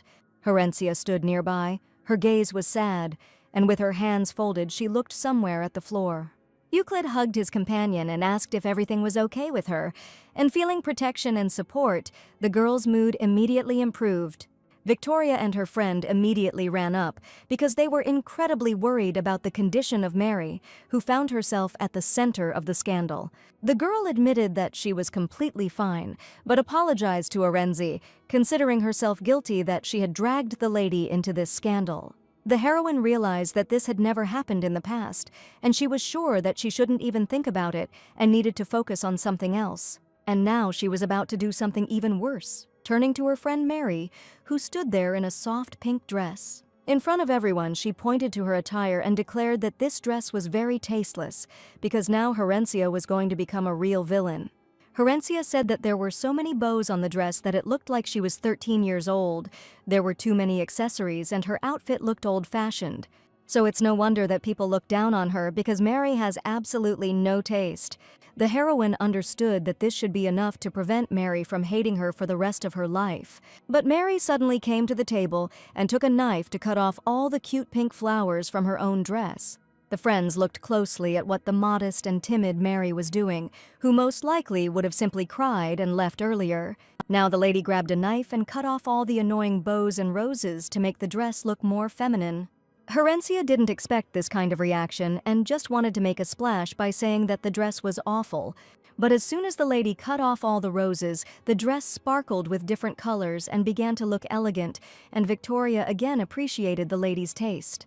They again praised Herencia, who had expressed her opinion, and the girls even thought that it would be good to remove and serve.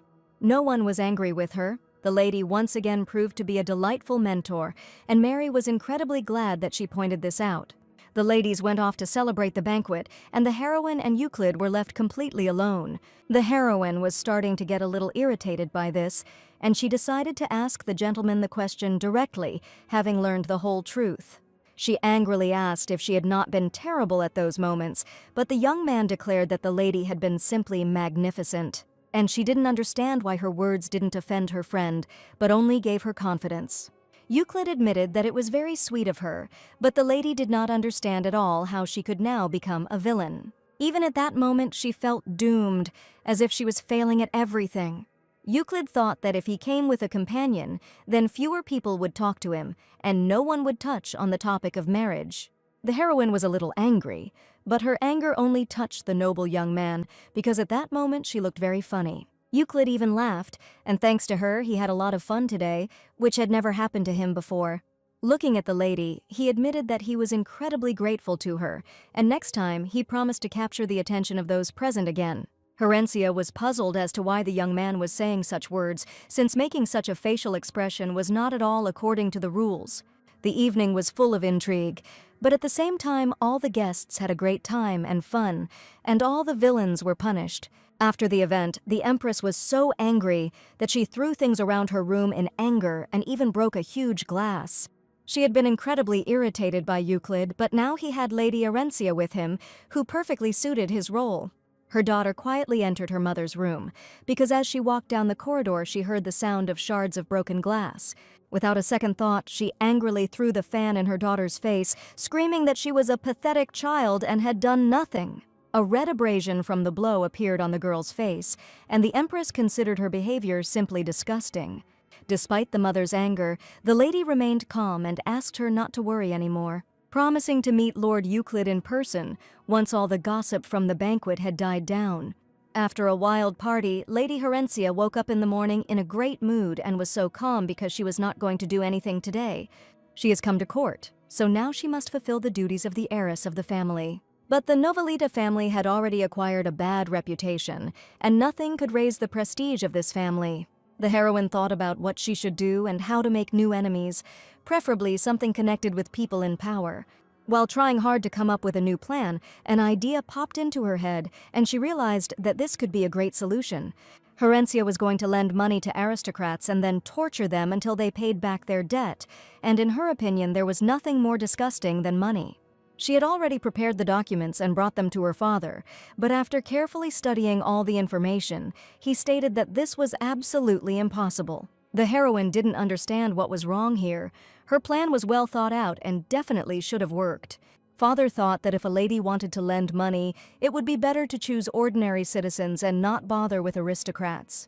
The daughter was outraged, saying that a noble life requires a lot of money, while ordinary citizens are on a completely different level. Even if the common people are indignant, they will never be able to harm the family.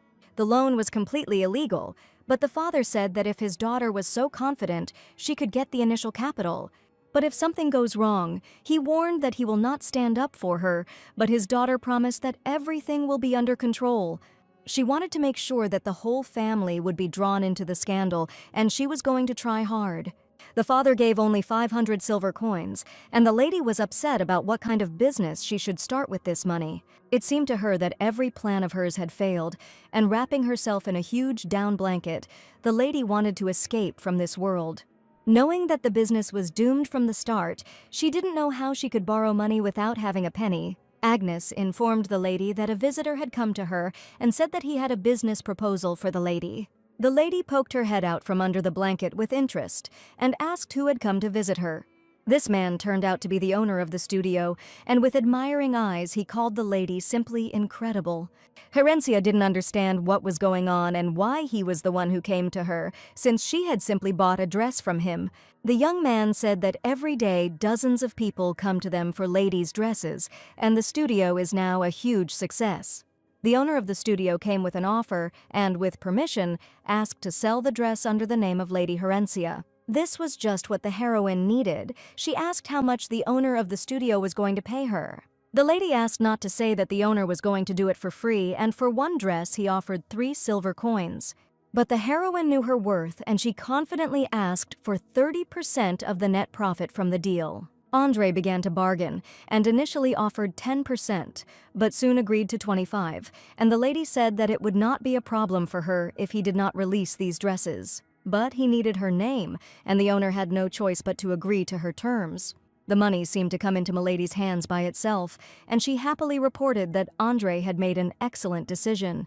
And if they were going to do something, they had to do it right, so the lady asked to call the artist first. Euclid's thoughts were occupied with many problems, and he thought that this cycle would never end. While riding in a carriage through the streets of the city, he suddenly noticed colorful leaflets that were flying all over the city. They interested his assistant Frederick and Euclid, and the young man wanted to know what it was. The leaflets definitely had Herencia on them. He noticed how she had lost weight. She was so skinny that her bones were even visible. The leaflets featured her figure in the same dark burgundy dress she wore at the banquet. Frederick was surprised because there really was a picture of the lady on the leaflets, but no one could understand why. Multicolored leaflets were flying all over the city, attracting the attention of passers-by, and it was impossible not to look at the image. Taking one of them, the young man began to carefully examine the photograph of Lady Herencia. On the flyer, the top store recommended incredibly luxurious dresses, new models this month, and these are the very dresses that everyone is talking about in Andre's store. Having made a deal with the owner of the studio, the girl began to meticulously calculate the profit received. And that left her with a whole 1,230 silver coins, which she managed to get simply by agreeing to have her photograph on the leaflets. But this still wasn't enough, and the heroine wondered if she really couldn't borrow money anywhere else. Her father had given her only 500 silver coins, and the lady wondered if perhaps someone else could lend her money. She thought about Mr. Euclid, who was probably grateful that she was with him at the banquet and would offer to become his partner again. He never said it, but in the girl's imagination, the boy should definitely offer her money, throwing bills right at her feet.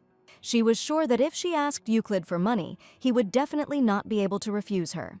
The lady inquired about the financial situation of the Gratellos family, and Agnes was sure that these people were fabulously rich, and they said that they had gold mines. Herencia thought it was a great idea, but the maid asked in fear, wondering if my lady really wanted to borrow money from Lord Euclid. She thought it was the worst decision ever, but Herencia didn't understand why it was such a bad thing. Borrowing before the engagement is a bad thing, because it will make people think that the lady has a tragic past, but she has a bad habit of spending money on everything.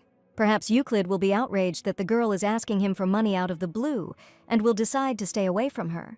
To be honest, it didn't sound that bad, but my lady was determined to achieve her goals. A few days later, Lady Herencia arrived at Euclid's palace on horseback and was greeted with joy by Frederick. He asked what brought the young lady here, since she had not even warned of her visit. Today, Mr. Euclid had too much to do, and there was a luxurious carriage standing in the yard, which meant that a guest had arrived. But the heroine didn't care at all, and bursting straight into the palace, she loudly shouted that she was asking for forgiveness. As expected from the Gratellos family, the palace was spotlessly clean, but the heroine still found a spot that needed dusting. And before he could even say anything, the lady was already confidently climbing the steps, straight into the gentleman's living room. The young man only managed to quietly say that Her Highness the Princess was here, but Rainsy probably didn't care anymore. A respectable lady was in the living room, sipping aromatic tea, and entered into a pleasant conversation with the gentleman. She wanted to find out some details about his decision, but the gentleman answered her too coldly. Euclid apologized, admitting that it was quite difficult to make such a decision now. But at that moment, a strange noise was heard outside the door. Herencia was going to visit Euclid for just a second, but he immediately recognized her voice. Without even finishing the conversation, he apologized to the princess, saying that he needed to go away because he was waiting for this man. Even from afar, he realized that Lady Herencia had visited his palace, and he was the first to open the door to greet the venerable lady. Frederick tried to stop the girl in every way, but she was too persistent. Euclid kindly asked the lady to go into the living room, not to stand in the doorway, feeling at home. None of the heroes understood what was happening here, but the one who was most perplexed was Herencia herself. After all, in the living room she saw the princess, who, smiling, admitted that they had met again in a completely unexpected place. Seeing the lady, the heroine looked at her in shock and did not understand what this girl was doing here. She offered tea or coffee, but as soon as the young man heard about coffee, he immediately burst out laughing. After all, he didn't want the heroine to pour it out on him, just like on Mr. Stein, but the lady had no idea why the young man was behaving so strangely. Herencia preferred to drink tea, and for the princess to see the couple together was extremely unexpected. First, she decided to apologize to the lady, but the girl didn't even understand what was going on.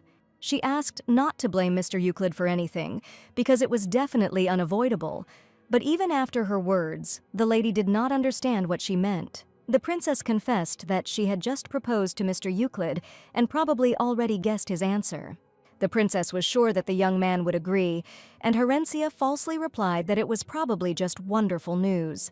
At this point, the young man suddenly apologized from the bottom of his heart for this situation and admitted that he should have asked for her hand. Herencia only came to ask him for money, but the story turned out to be too complicated. She even thought that the gentleman had eaten something wrong again, but Euclid admitted that his heart belonged entirely to Lady Herencia. Therefore, if the princess made the proposal only at the insistence of Her Majesty, he asked to reconsider his decision. The struggle for the throne between the two princes had been going on for several years, and it was an extremely fierce struggle. Without the intervention of the Gratellos family, things would have ended much more complicated. If the princess marries Euclid, Prince Bars will instantly become the crown prince. So the heroine realized that Euclid was using her to reject her proposal for a formal wedding.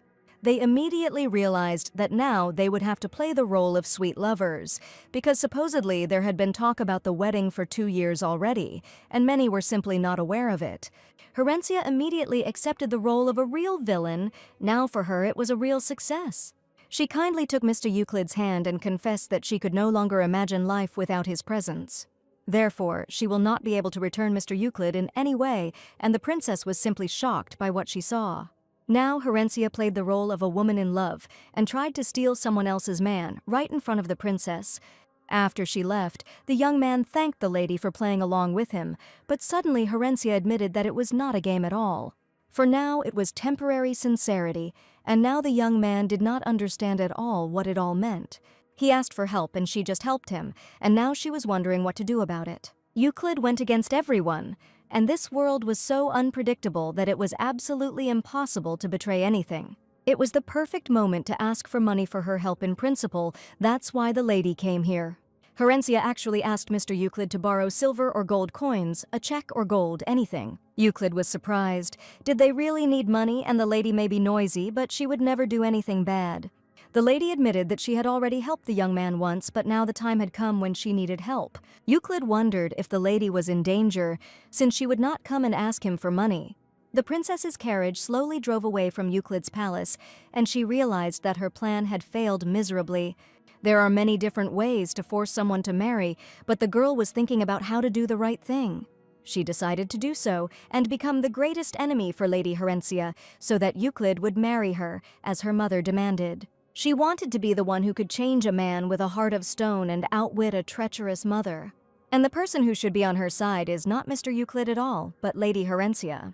The next morning, Herencia's mother and father went to the estate, and the girl was left alone in the palace. This meant that she was now the only one running the family while her father was away.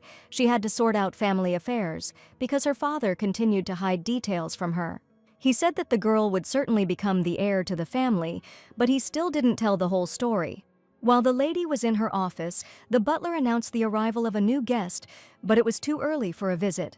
The lady went into the living room and saw the stranger sitting on his knees, right in the living room, with his head bowed low and asking Milady for help. This morning turned out to be too unexpected, because a stranger showed up at the palace who now needed something. The young man asked to follow him, and the excited lady headed into one of the rooms of the palace.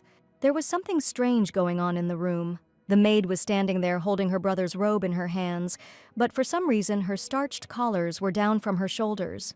Herencia looked around the room and everyone in it to see what was going on. The young man insisted that he was simply changing clothes, but there were too many maids standing around him, and he began to make excuses about how the girls had simply burst into his room. Lady Herencia turned to the maid and wanted to know whether she helped him dress or whether he helped her undress. This was absolutely unacceptable behavior for the palace, and the heroine angrily declared that all the maids would undergo retraining. Milady kicked out all the servants and ordered that they not even return here in the near future. She promised to make sure that this didn't happen again, and she probably should have kept a better eye on the maids now that she was the heiress. Her brother only asked her to try harder, but she understood perfectly well that the maids were absolutely not to blame. Therefore, the lady said that only male servants would be presented to her brother to ensure that such a thing would not happen again. She knew he was always violent, but the young man couldn't believe that such a future awaited him. She was familiar with his vile nature, but it was not uncommon among high society, so she decided it was better not to focus on it for now. But the lady sternly declared that if the young man wanted to satisfy his lower body so much, he would have to do it outside the palace. After all, he really doesn't need to constantly touch what belongs to the Novelita family. At the same time, Mr. Euclid was waiting for Herencia, who was late, although he had not even warned about his visit. Suddenly, he heard that there was some kind of confusion in the corridor, and probably something had happened. The maids were gathered in the corridor, discussing the young master who had acted rudely again, but the young lady came to their aid. Upon seeing Euclid, the ladies immediately fell silent and asked for forgiveness for their inappropriate behavior. The young man wondered if the lady was so busy that she couldn't even come down to him. The maid wondered if the young master had done something to her, which was why she was so late. Everything was too strange, and recently Herencia asked for his help, and now Euclid thought that the Novelit family had big problems. She continued talking to her brother and couldn't believe that he suddenly decided to show his strength. The young man looked incredibly pathetic now, and his behavior only brought shame on part of the family. He instantly became angry and, picking up the first thing he could find, swung it at the lady, calling her arrogant. She didn't want things to come to this at all, because her brother simply needed to be put in his place. The very next second, the brother received a sharp blow to the face from Mr. Euclid, who again arrived in time. This young man seemed to be her savior, and he always appeared at the moment when the girl was in danger. She looked into his kind eyes and was even surprised why he was here now, as if he really was her savior, but Euclid immediately decided to ask if she really needed money to escape from her brother. Herencia tried to explain, he misunderstood, and now a completely different situation has occurred. She said it was all completely wrong, but Euclid was ready to pretend he hadn't heard anything. He decided to lend the girl as much money as she needed, and for the heroine this was already excellent news. Suddenly, the young man dropped to one knee, and the lady did not understand what he was going to do now. The young man carefully took out of his pocket a red velvet box containing a dazzling ring. He admitted that he wanted to offer more than just money. Euclid was an excellent swordsman and had many connections and promised to give everything he needed. And now he decided to make an official proposal to the girl. And presenting the ring, the gentleman said in a gentle voice whether my lady was ready to marry him. The stunned Herencia certainly didn't expect such a morning, and couldn't even breathe from everything that was happening. This morning was strange not only for Milady, but also for her mother, who today informed her father that she no longer intended to return to the capital. He said that the children were not her concern, and now she saw no point in returning there because the estate was well managed by the servants. Standing by the window, she made a radical decision, and her husband did not understand what had hit her in the head. The gentleman shouted at the servants to prepare for departure immediately, and since the lady was unwell, she would remain in the estate for now. He had only one last request left, and he turned to his wife asking if she would do what he asked. These were important family matters, and afterwards the father angrily declared that from that moment on, he would deal with all matters himself. Herencia was indignant and decided to talk to Euclid, asking what kind of nonsense he was talking about so early in the morning, having made an offer. The young man said that it seemed that the Empress would not leave him alone so easily, and the lady suggested that in that case he give in and simply marry the princess. At their last meeting, the heroine did not feel that they were on bad terms, and it seemed that even the Empress did not want to interfere with their union. Frederick had long since suggested that the gentleman meet with at least someone. The young man tried to find another candidate, but there were too many offers. Now everything became clear to the heroine, and she asked if the gentleman really thought that she was so kind and would immediately decide to help him.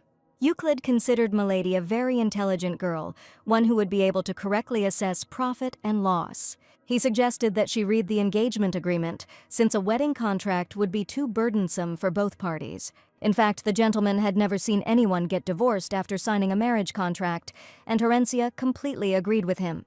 But an engagement contract can be cancelled at any time, and the girl also had her own reasons for proposing an engagement to him, so he assured her that they could achieve all this with just a contract. Perhaps getting engaged to Euclid wasn't such a bad idea, and the heroine suggested that she could borrow some money and immediately start a huge scandal. She agreed, but said that the young man needed to prepare himself because she was a wonderful actress, and everyone had to believe that they were madly in love with each other. Every day, the master's assistants loaded a full carriage, which was immediately sent to Lady Orencia's palace. The assistants noticed that it seemed that Duke Gretelos had really fallen in love with the lady, because he had been tirelessly sending gifts for a whole week. They were afraid that her father would find out about everything and go crazy.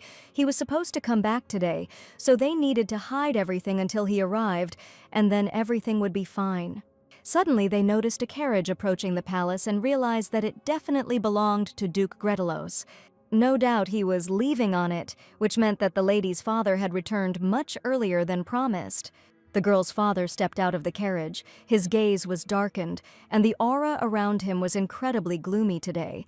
Seeing their master, the assistants almost dropped the boxes from their hands, and now they needed to hide all the gifts as quickly as possible. Everyone noticed that the Duke was not in the best mood, and the butler immediately turned to the gentleman. He asked for forgiveness, saying that the estate was still a bit dirty, and the Duke, according to him, had cancelled his business in order to arrive early. But he saw that the assistants were bustling about and carrying some suitcases, immediately recognizing that these were all gifts from Duke Gretelos. Ever since he proposed to Lady Horencia, he had been sending them every day, and the man looked angrily at everything that was happening. The butler noticed that the Duke was getting angry. He shouted for his daughter to be brought to him immediately, but the butler knew that not only Lady Horencia was in the palace, but the Duke himself, and now the lady was probably with him. The heroes were already preparing for a love drama, and the lady asked the young man to ruffle his hair and also take off his watch. What she needed now was a dramatic picture, and she cried out that it was not the watch that was the problem, but its appearance. The young man even rolled up one sleeve higher, but the lady screamed that all this was not suitable and that he needed to look completely different. She unbuttoned his tie and asked him to open his collar wider so that everyone would think that real passion was happening between them. It was necessary to make everyone think that they were real lovers, and at that moment the lady came so close to the Duke that he even became afraid. She didn't even expect such an act from herself, and she felt herself being carried away in the other direction, and this was absolutely not what she wanted to do. Ruffling her hair and giving her a cheeky look, the young man asked if the girl would probably like it. Looking at the gentleman, the lady realized that this was now the final result. Perhaps it was perfect, but she still lacked something. She screamed. She needed to cool down a little from strong emotions, and at that moment Frederick burst into the office. He waved his hands in fear and said that he was just about to knock, but the lady opened the door right in his face, and he decided to inform as soon as possible that Duke Novalita had come straight for his daughter and was asking to bring her immediately. Horencia slammed the door loudly in front of Frederick and asked him to wait a little, and the young man even recoiled from the loud slam. Now they had absolutely no time left and needed to come up with something, so the lady pushed the young man straight to the bookshelves.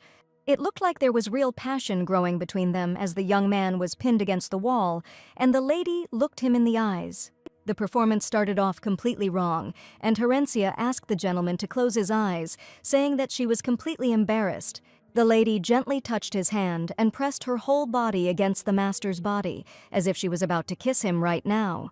She did it on purpose so that the father who came in would see a strange scene where his daughter was reaching out with her lips to the lips of her worst enemy. Frederick tried to stop the Duke, but his father would not hear anything and burst into his office, shouting where his daughter was. Naturally, he saw a strange picture, Euclid pressed against the wall, and his daughter hugging the Duke. He felt a strange tension, noticed wrinkled clothes and also fresh traces of lipstick on Euclid's neck. The Duke shouted that Gretelos had chosen someone unknown as his heir and asked his daughter to quickly come to him. Milady held tightly to her future husband's hand and declared that her father should under no circumstances be so angry. She asked him to apologize for his words, as her father had behaved too rudely towards their young couple in love.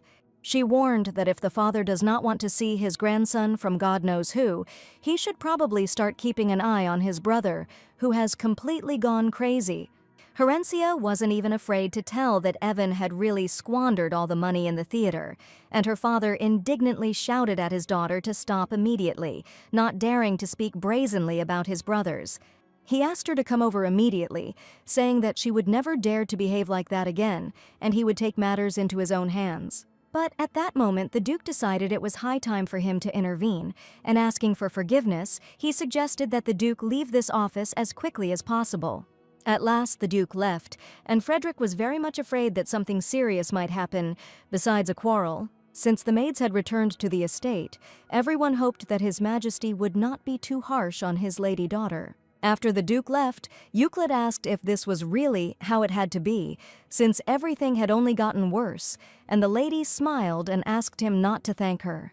Euclid understood that this was exactly how she wanted to show that she had sided with him, and now his father did not dare to give orders at all. The young man didn't even imagine that the Duke would be so unreasonable that he would burst into his palace and start shouting right in his office. Therefore, the young man confessed that he could not leave everything like this under any circumstances, because he saw how the father treated his daughter. Previously, the lady thought that this situation would end there, but now she looked at her future husband with a surprised look. At this time, the assistants were waiting for them to be released, because if one of them simply gave in, they would finally be free. Since the young men had seen everything, they continued to watch the scene of the two heroes, and for some reason the Duke still did not let Milady go back to his palace. Euclid had just realized how cruel her family was, but the lady insisted that it was nothing to worry about and that the gentleman had misunderstood.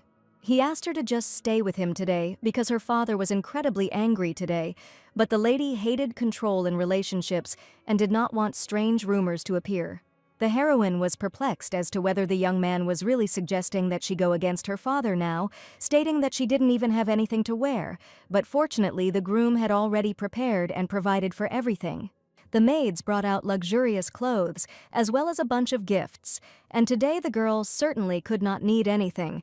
The Empress was immediately informed by an assistant that the lady had left the Gretelos estate early this morning. She didn't understand if there was really something between them, or if it was just a game to make everyone think that they were truly in love. But most of all, she hated the Duke, and it all happened when Liliae was the crown princess. Then a split occurred between the two families when Lady Gretelos did not find happiness with the prince.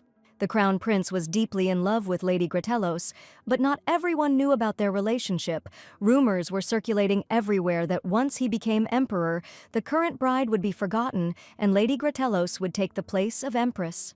The prince promised that he would definitely marry the girl, and she knows it perfectly well, but he never did. In the end, a completely different lady became empress, and then as now, everything happened exactly the same. The Empress was sure that the unworthy couple had to be destroyed before their love took deep root. She asked her assistant Burl to find a newspaper publisher, an obedient and competent publisher who would write an article that would benefit only her. The very next morning, the front pages of the newspapers were full of headlines that it was not Princess Selberina, but Lady Herencia, who had spent the previous night with Mr. Euclid. Of course, there was nothing wrong with that, but the heroine could not believe that the newspapermen had turned it into exactly that, as if the lady was trying to prevent the union of two lovers. The rumors could be easily gotten rid of, and they became a reason for new ones, and Rents was even ready to become a frivolous girl. But at that moment, Agnes said that they could not go anywhere, because after spending the night with the Duke, her father had placed her under arrest for a whole week. But today the heroine definitely wasn't going to go out through the door, and the maid was scared because they were on the second floor. That same morning, Euclid was brought all the issues of the latest newspapers from a new publisher, unknown, insignificant, and with a tiny capital. Everyone understood that Her Majesty the Empress was most likely behind this, and Euclid did not understand what to do for his poor bride, because she was probably shocked by this disgusting article. But the next second he realized that he was most likely too late, hearing the sound of approaching hooves. Frederick immediately saw Lady Orencia through the window, riding on horseback, approaching straight towards the Duke's palace. The young man was delighted it seemed his bride had come to him herself to discuss the latest gossip. She flew into the palace again and screamed. Probably everyone had already heard the exciting news that every resident of the empire was now talking about. Holding the newspaper in his hands, Euclid understood that they were talking about it, or that they had already read it. Thank you. What were they going to do next? Euclid admitted that he was just about to come up with something, and the lady understood that rumors had to be fought with other rumors, so she decided to make a bigger scandal. She asked if the gentleman knew a reporter, and she just happened to know a good portrait artist. Agnes and Frederick, having heard the plans of their masters, were definitely against it, and Euclid also doubted the new affair. Horencia said that putting everything on display was not interesting at all. People should be given the opportunity to fantasize. The locals were only talking about the upcoming wedding of Lady Novelita and the Duke's son, but just recently a secret article about the date came out, and it looks like everything was real, and the previous article was probably made up. Early in the morning, my father was already reading the latest edition of the newspaper, and as soon as he saw the first lines, he choked on his strong coffee, spitting it right onto the wall. The father was simply in shock and was ready to leave this world, while the butler stood next to him and tried to support him as best he could. The reaction of all the people was varied, because Mother Horencia, after reading the new article, simply laughed until she was crazy. She was sure that everything would turn out just wonderful, and her daughter definitely couldn't lose face. The shocking article announced that on a full moon, a woman on a white horse seduced a lion, and according to 4 servants, they talked all night and their songs never stopped. A new trend in relationships spread across the empire. It was simply an incredible, bold, and confident statement, but Horencia asked Agnes to shut up. The article went beyond all bounds, and the agitated lady asked the maid to simply bring her a glass of cold water. She herself now didn't even know how to react to the sensational article, because everyone was talking about the unconventional approach to the romantic relationship of newlyweds. The article even wrote about a secret relationship, and that the lovers were chained to each other. This cheap love triangle with Euclid turned into something exciting, where the lady demanded freedom against the oppression of ordinary relationships. Of course, she managed to spark a new scandal, but now she decided to go a different way and do what she had planned from the very beginning. As soon as Euclid and his mistress went out into the street, everyone immediately turned their attention to them. Horencia's friends thought the couple was simply gorgeous, and they looked so great together, as if they were made for each other. Even though one of her friends was in love with Mr. Euclid, she still thought they were a great couple. After all, they looked simply wonderful together, and in order to portray a couple in love, Euclid only said that Lady Horencia was incredibly beautiful. Her friend thought that interfering with their love was a real crime, but the heroes understood that they had to strictly follow the rules, when it was time to enter the game, and when it was necessary to retreat. They deliberately stood on the busiest street, chatting sweetly with each other, so that people would believe even more in the rumors about their unearthly love. Horencia considered herself a wonderful actress, and she could portray a lady in love as much as she wanted. And Euclid turned out to be a reliable partner who strictly followed all the instructions and looked at his companion with a sweet smile. The lady decided to ask if the offer was still valid when she asked the young man to lend her money. Euclid was still willing to make the deal, and the girl asked for 5,000 gold coins, but even this amount he considered too modest. He thought the girl would ask for more, and if this money was not enough, he just had to tell her, because this was the least he could do for his beloved. The young man's generosity knew no bounds, and these words even embarrassed the young lady a little. On the same day, the heroine, together with the maid, went to carry out her plan, where she gave some money to the poor. The atmosphere in the area was too squalid. Poverty and theft reigned, and Agnes hid fearfully behind her mistress's back.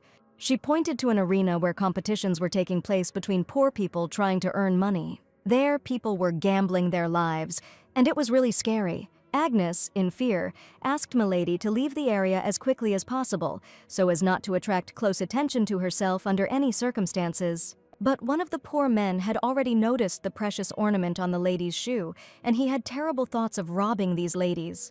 The ladies noticed that a strange man began to follow them, and Herencia stopped and menacingly asked what he wanted. The maid was incredibly scared as soon as she saw the face of the formidable thief who was probably going to blackmail them.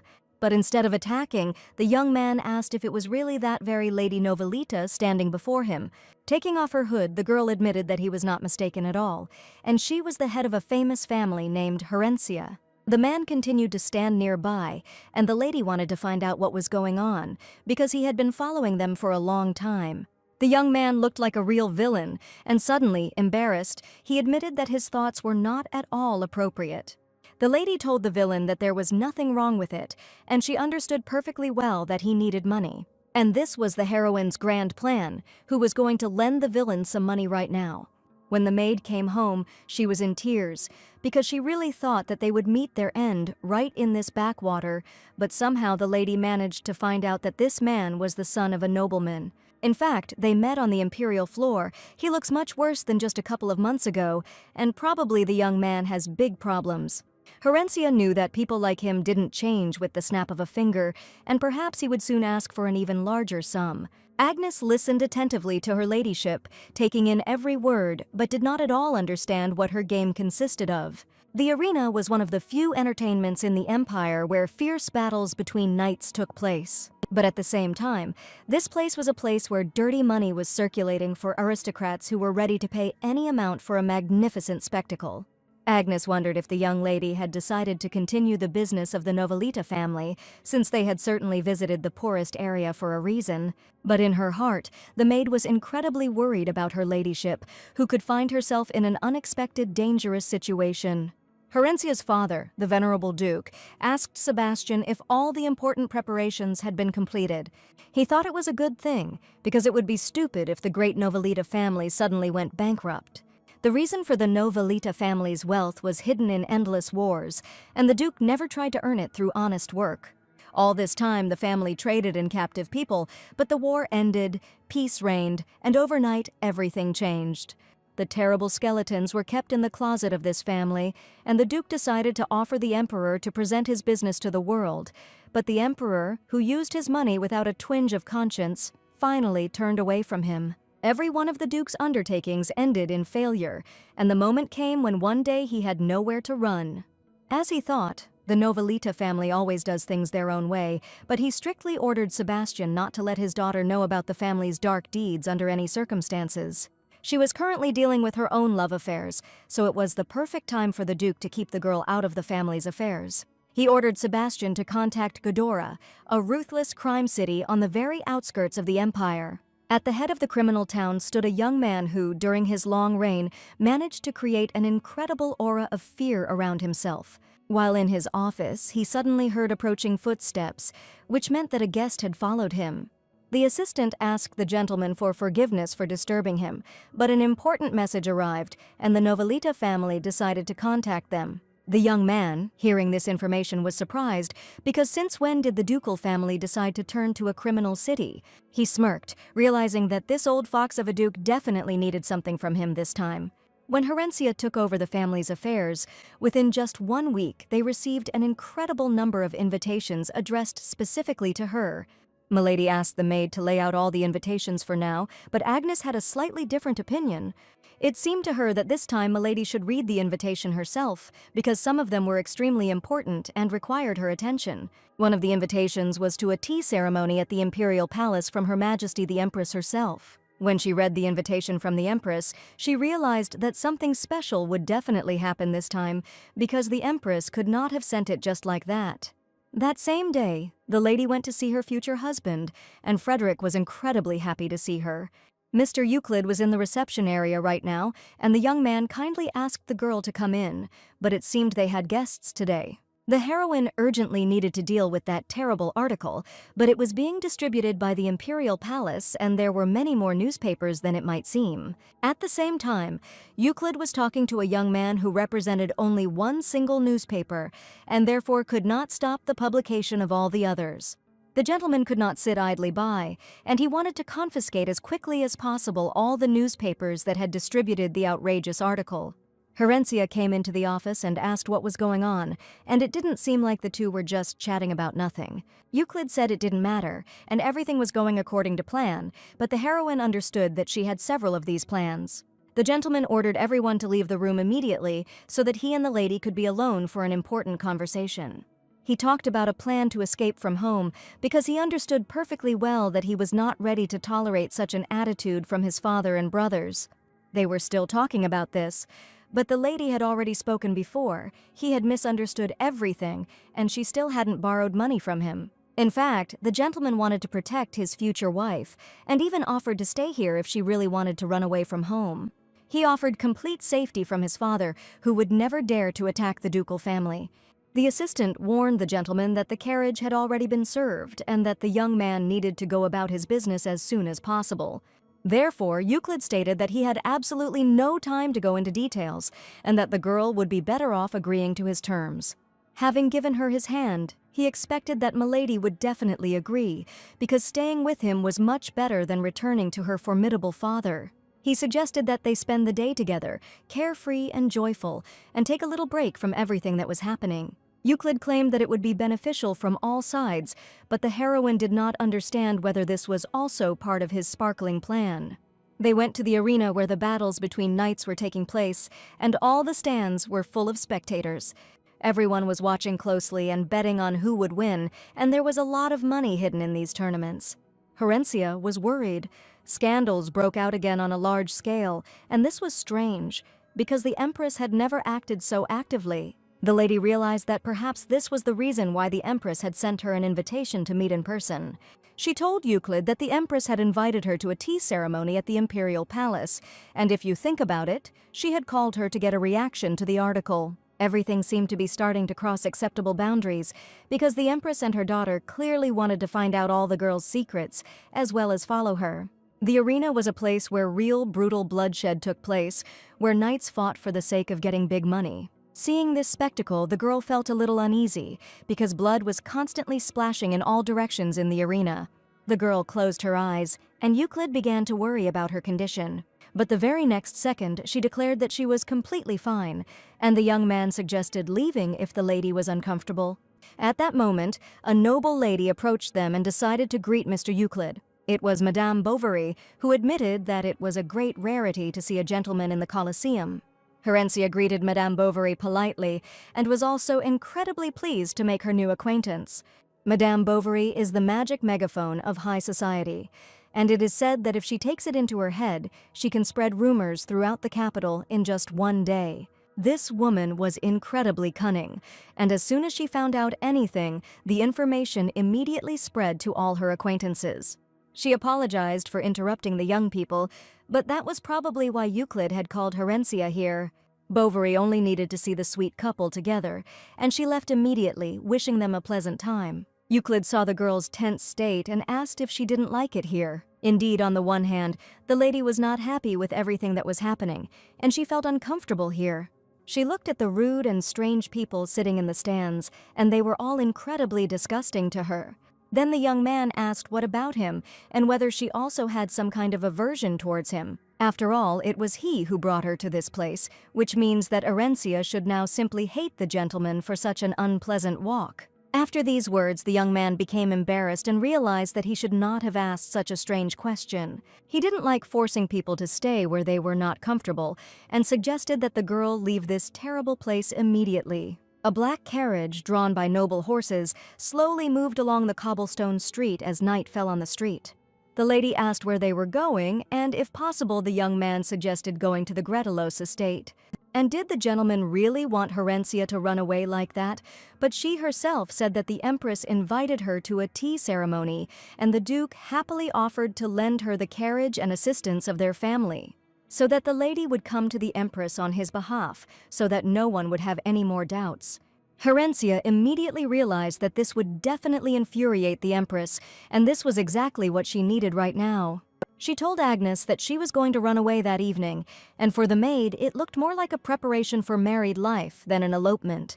The maid was amazed at how many incredibly luxurious dresses and exquisite jewelry there were in the Duke's palace. The butler wished Milady a pleasant rest, but she still had one small request. She was indignant did no one fill her bath, saying that the butler did not follow the basic rules, but here usually only the master gave orders. Herencia claimed that a true servant should be able to foresee what the master wants and not wait until he is ordered to gather all the servants the following morning. A real villain had to behave exactly like this, and the heroine couldn't wait until the morning to show herself in all her glory. She wanted to make a bunch of enemies for herself so that everyone would hate her, and her mere presence would make everyone sick. Early in the morning, Frederick came to the gentleman to tell him about an article that had appeared in the newspaper. This was another stunning piece of news that shook the entire public. Euclid had already seen her and realized that it seemed the Empress was really trying to raise a fuss. Suddenly, a loud female voice was heard from behind the office door, which for some reason had been shouting throughout the palace since early morning, and when they opened the door, they saw all the maids. Herencia stood and shouted that in the morning the servants should serve a warm towel, tea to clear the mind, and cold water to invigorate. An angry voice was heard throughout the palace, and the lady was outraged by the disorder in the laundry, telling the maids that it was necessary to use the right soap so that the linen was always clean. One of the maids raised her hand and said, and the head maid warned them that they should be frugal in such expenses. Now my lady wanted to know who the head maid was here, why she was giving such orders. The head maid, who was in charge of this estate, stepped forward and showed her face. It was her job to train the estate's maids, but Herencia was outraged. Cheap soap ruined the fabric and could harm the maids' hands, and what was the point of saving money on soap? The head maid said that if one day Herencia became a Grand Duchess, it would be a different matter, but for now this was her job, and she was just a guest here who was overstepping her bounds. At that moment, the heroine realized that the lady was indeed right in her words, and she had nothing to answer. She merely admitted that the head maid had been too rude and tried to justify her indecent behavior. But at that moment my lord appeared and asked what was going on here and what it all meant. He glanced at the head maid, who had supposedly never made a mistake before and always kept an eye on the servants. She lowered her head, realizing that my lord could be extremely stern, and he had heard the entire conversation perfectly well. Euclid was angry because the head maid said that his bride would never become a Grand Duchess. Therefore, he ordered that from today onwards the head maid is free and must leave the estate as soon as possible. Herencia didn't think it would turn out this way because she just wanted to be rude. She admitted that firing the head maid was too much, since this was only their first conversation. It seems like this lady has been working here for a long time, and to fire someone so easily is reckless. Indeed, the head maid had worked here for a long time, and during that time she had managed to appropriate some property from the estate. Barley reported to the gentleman several times, but the amount seemed insignificant, and the gentleman knew her from the time when he himself was little. He could not teach someone new, and he simply did not have time. So he decided it was a small problem and just closed his eyes, but now he realized it was the right decision, and she became arrogant. The head maid always got away with everything, but now the heroine learned how the lady tried to appropriate some of the wealth. At first, she seemed honest and pedantic to her, and she would never have thought that this lady was capable of such a thing. Agnes carefully prepared Herencia for the meeting with the Empress, and was sure that the girl looked simply magnificent and was bound to win today. The maid always praised her mistress because Milady was her best friend and faithful mistress. When the girl was almost ready, she heard a pleasant male voice that wanted to enter her room. Milord asked for forgiveness for coming so unexpectedly, but he knew very well why Herencia would have to leave today. She was just about to have tea with the Empress. The young man came to find out the details. His gaze was wary, and for some reason the gentleman was extremely excited about the upcoming tea party. The gentleman said that he thought that perhaps it would be better for the girl not to go there today, and Herencia did not understand what the reason was. This time, the Empress had really heated things up, and it wasn't something that could be fixed with a couple of articles, and since he couldn't go with her, he suggested postponing the tea party for another day. Milady understood that the gentleman was worried about her as a partner, but she stated that she was really good at dealing with annoying and unpleasant people, so she was going to set out on the appointed day to prove to the Empress that her power was worth absolutely nothing. She asked Euclid to trust her and not to worry in any way, and to calmly begin his work. The young man understood perfectly well that his future wife was ready for anything and incredibly self-confident, but still he was very worried. Therefore, he offered to at least allow him to accompany the girl to the carriage, in order to calm his raging emotions a little. The gentleman offered his hand to the young lady in a dress of the color of the sky, who was ready to meet the Empress herself and defend her honor. The newspapers still did not shut up and wrote articles about the revelation of the strongest relationships. Reading the first article, the Empress understood that one article could be covered by 2 others, but they would never cover 20 articles. The Empress used such base methods that even her daughter found them downright disgusting. And didn't Mother understand how pathetic and ridiculous she looked now, trying to persuade people who wrote false articles? Such feigned glory had no real value, and the Empress's daughter understood this perfectly well. And she saw a truly bright person who deserved respect in a completely different lady. Greteloth's black ducal carriage pulled up to the Empress's palace, and that meant the game had just begun. An incredibly luxurious lady emerged from the carriage, wearing an elegant dress decorated with pearls. And the Empress's daughter understood that even when this girl did nothing special, she was still worthy of respect. The Empress and her daughter were already awaiting the arrival of the guest invited to tea. The Empress's daughter immediately noticed that this magnificent girl radiated her own light, which could not be overshadowed by stupid, lying articles. She is so self-confident that even her mother cannot tarnish her honor, no matter what base deeds she tries to do. That same day, Euclid was going to meet with Herencia's father, who had not sought to meet him for a long time. The Duke did not even greet the gentleman and angrily asked where his daughter was now. Euclid said that the young lady had a meeting today, so he would hardly be able to meet her, and the father was surprised. Would he really not be able to see his own daughter? He was sure that the young man was making her go through this and still claimed that their relationship was sincere. The Duke intended to take his daughter back home so that she would never have any contact with Greteloth's family again. Euclid stated that the Duke must have more important matters to attend to, and perhaps it had to do with Lord Elbers. The Duke did not understand how Euclid knew everything, but he planned to handle the young lady's affairs himself and asked the Duke not to worry too much about it. Lady Herencia sat at tea with the Empress, feeling the dull atmosphere that was too predictable.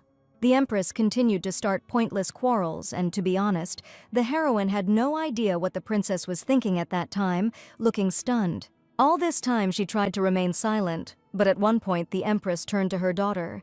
She heard that recently she and Mr. Euclid had been exchanging letters, of which there were even too many. The princess laughed and confirmed that they were indeed exchanging letters about what color would suit Lady Herencia's face and what kind of jewelry women liked. He sent a huge letter full of various questions, and the Empress noticed what a kind heart her daughter had. After all, she so easily allows the man she often sees to talk about other women. The Empress declared that a woman must have a pliable side, declaring that her daughter would make a wonderful wife, having a long newspaper at hand, ready to print for herself. At this moment, another person appeared at the tea party, and it was the well-known Prince Barlos. Looking at the guest, he admitted that he had stopped by to see his mother on the way while he was on his way to take care of important business. Seeing the young Lady Herencia here, the prince openly looked at the lady, because he was probably thinking about her too. The young man laughed and asked if he had interrupted the conversation of the lovely ladies, while the Empress assured him that his words were complete nonsense. The atmosphere became increasingly tense, and Herencia immediately sensed that something was wrong. The prince noticed the girl and admitted that the lady was getting prettier day by day, but in any case, she was not going to indulge his smirks. The compliment directed towards Herencia did not please her at all and left her perplexed. The prince declared that it would not be at all gentlemanly to compare one woman with another, especially since he was going to love and cherish only one woman for the rest of his life. Barlos began to praise romantic relationships, and the heroine realized that this was exactly what the Empress had planned. To bring the princess, his daughter, together with Euclid, and to connect her with his son, Prince Barlos, but this was not a matchmaking service at all. Now the heroine incredibly wanted to return back to the Duke's house, and she only sighed heavily, looking at the stupid fake performance. Suddenly the Empress turned around and saw a man in a black formal suit, asking what he was doing here without an invitation. The stunned princess and her brother watched the appearance of the unexpected guest, and Herencia felt an incredible sense of relief because she finally saw the man who had just saved her again. Euclid admitted that on his way from an audience with His Majesty the Emperor, he decided to stop by briefly to check out the situation. He also wanted to take his beloved back to the estate, and the Empress understood that she would not be able to go against the Duke. Herencia immediately became happy and jumped up from her chair, hugging the young gentleman, who arrived just in time. The young man asked Princess Selberina when they had actually seen each other for the last time. The princess understood that in order to preserve the honor of Her Highness, a new article in the newspaper would be required, but with different edits. The Empress looked angrily at the Duke, hating him with every cell of her soul in this situation. She was absolutely powerless. Sitting in the carriage, Herencia learned that the Duke had even had to make some adjustments to meet with His Highness today, although he had not said anything in advance. In fact, Euclid simply wanted to see Herencia, and fortunately, His Majesty immediately granted his request for an audience. Herencia was glad that she had managed to escape from this terrible event where the false imperial family tried to draw her into their intrigues. But after that, the lady looked upset and did not like what was happening at tea time at all. She said it was a bad habit, and the young man was a little upset because neither with money, nor beauty, nor power, he could not impress Herencia, who always said that nothing would come of it. His bride turned out to be a truly complex person, and the lady required a certain approach. But the young man was ready to do anything so that the lady would not doubt him for a second. The next day, a new article came out about a couple who are not afraid of false reports, and again it was about Mr. Euclid and his mistress. Milady was reading the newspaper attentively, and the maid was worried, offering Miss a cup of green tea to calm her nerves. Agnes was worried about her mistress and saw that for the second day she was too upset and hardly spoke to anyone. For some unknown reason, Milady did not look very well, and her cheerfulness seemed to have faded. As Agnes thought, the lady must be going through emotional difficulties, even though she doesn't show it. Suddenly, the lady jumped up from her chair without explaining anything and ran towards the gentleman's office. With an incredibly serious face, she opened the doors and didn't even greet anyone, because the rules of etiquette were completely unimportant to her now. Euclid was surprised to see Herencia in his office, and the young men also had fresh issues of new newspapers in their hands. The heroine suddenly stated that it seemed she should return home as soon as possible to sort out family matters. All this time the Duke was incredibly angry, and even the servants were afraid to come close to him. Sebastian decided to tell the gentleman some urgent news that clearly required his attention. He asked Sebastian what had happened and whether they had managed to find confirmation of the facts they had discussed earlier. It turned out that the lady whom young Mr. Elbers was pestering was a distant relative of Empress Lilier. Security around Gratello's villa had recently been tightened, so the young lady was most likely there now, although her father was confident that the matter had already been properly resolved. But for some reason this girl was still in the Duchy of Gratellos without his permission, and he was wondering what to do about it. After Sebastian's message, the Duke angrily declared that he must personally meet with Her Majesty the Empress, and do so as soon as possible. After ordering Sebastian to prepare the carriage immediately, he headed out of his office to meet the Empress right away. Too much had already happened, and the heroine was in a depressed state, deciding to admit that everything she did to become a villain was in vain. All her dirty tricks, rude words, planned actions did not work, making her only a great lady, whom all ladies want to be like. She was only a nominal heir, so she knew absolutely nothing important about her family, and did not even know what kind of person her father was. And the Empress, who clearly hated her, was not yet able to show real power to humiliate or insult the dignity of the Novelite family. Instead of a complete collapse of her reputation, the lady gained fame as a young noblewoman who advocated social reform for the benefit of all women. People thought perhaps she should have changed her tactics from the start, but she was desperately trying to become the real villain of the empire. And she made an important decision that first of all she had to take a serious step that even she herself did not want. The first thing she decided to do was to start distancing herself from Euclid so that the rumors about their relationship would finally die and everyone would forget about this couple. She felt with all her heart that Euclid was a wonderful, good person who was always ready to come to her aid. His sincerity and honesty were simply amazing because this man had a high title, and usually the soul of such people was dirty and callous. But this man didn't care about wealth, he cared about kindness, and he was the kind of person you couldn't help but like. This decision was incredibly difficult for the young lady, but she understood that her future could depend on it.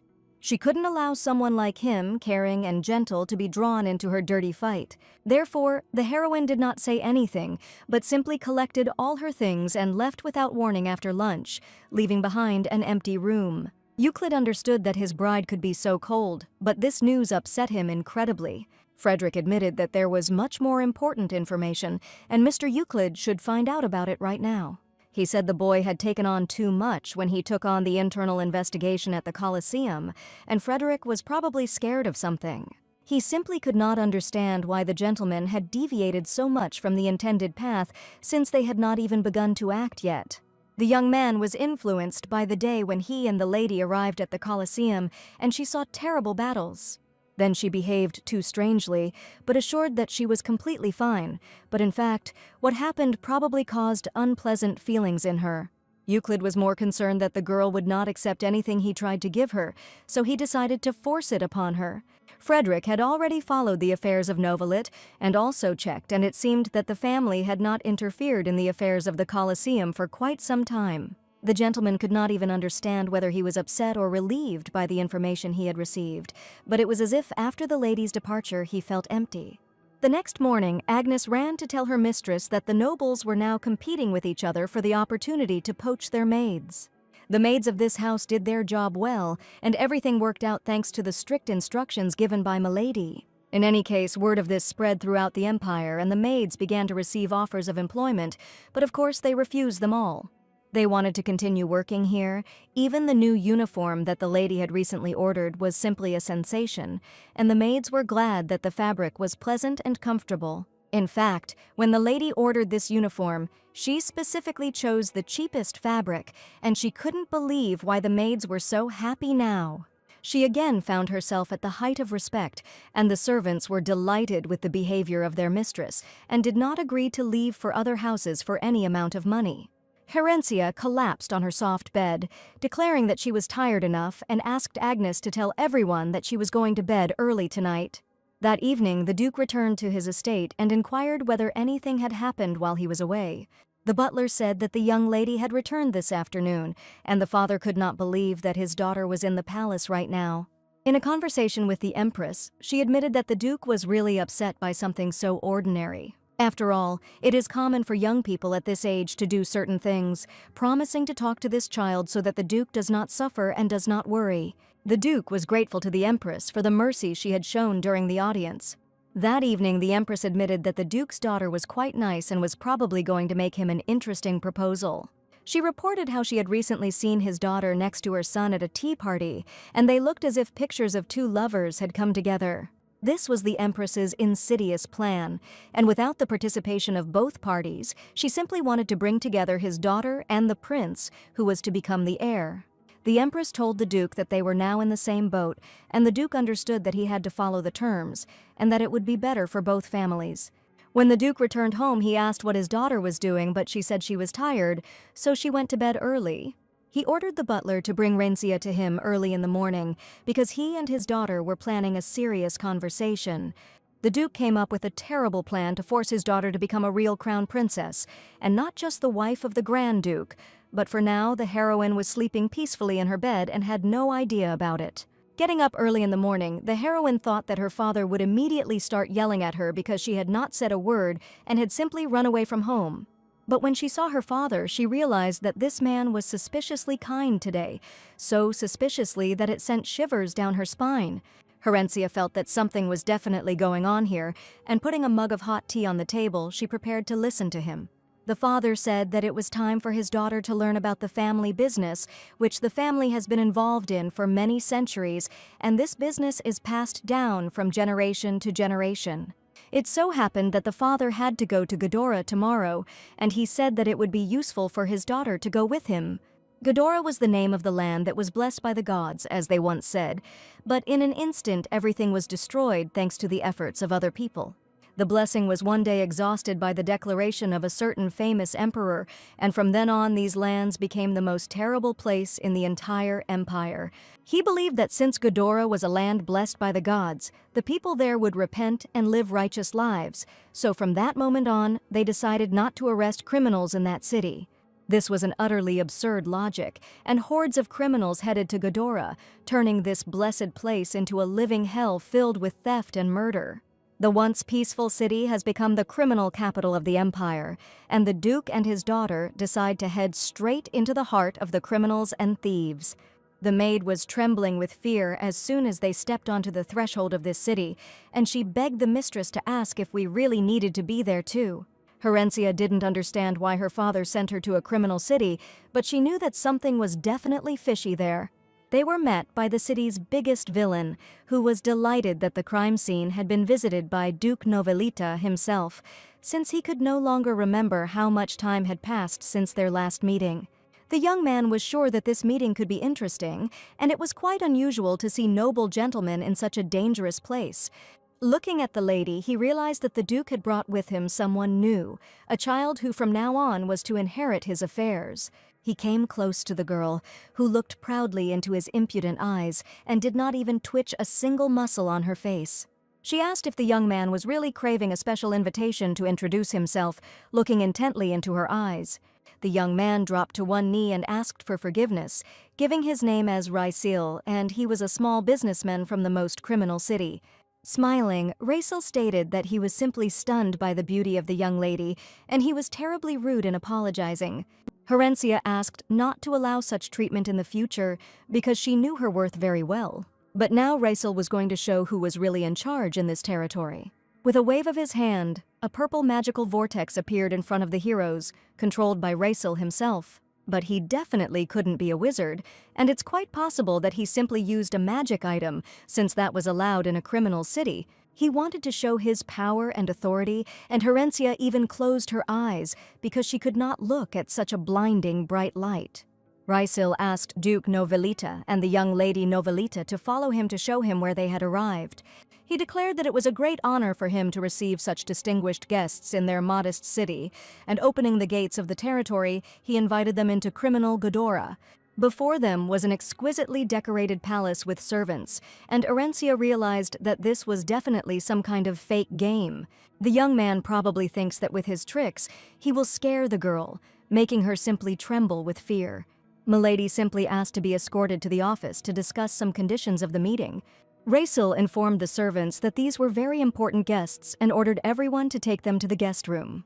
The servants bowed almost to the floor after listening to their master's orders, and the lady who entered attracted the attention of another hero. This man was somehow connected to Mr. Euclid and decided that it was worth informing him about it immediately. At this point, Frederick and the gentleman were talking about how someone had dared to treat them so terribly, and the assistant was perplexed that they had come such a long way from the Baron's house, and now they were being told what to do. Frederick sometimes reacted emotionally to certain matters, and the gentleman calmly asked him to stop.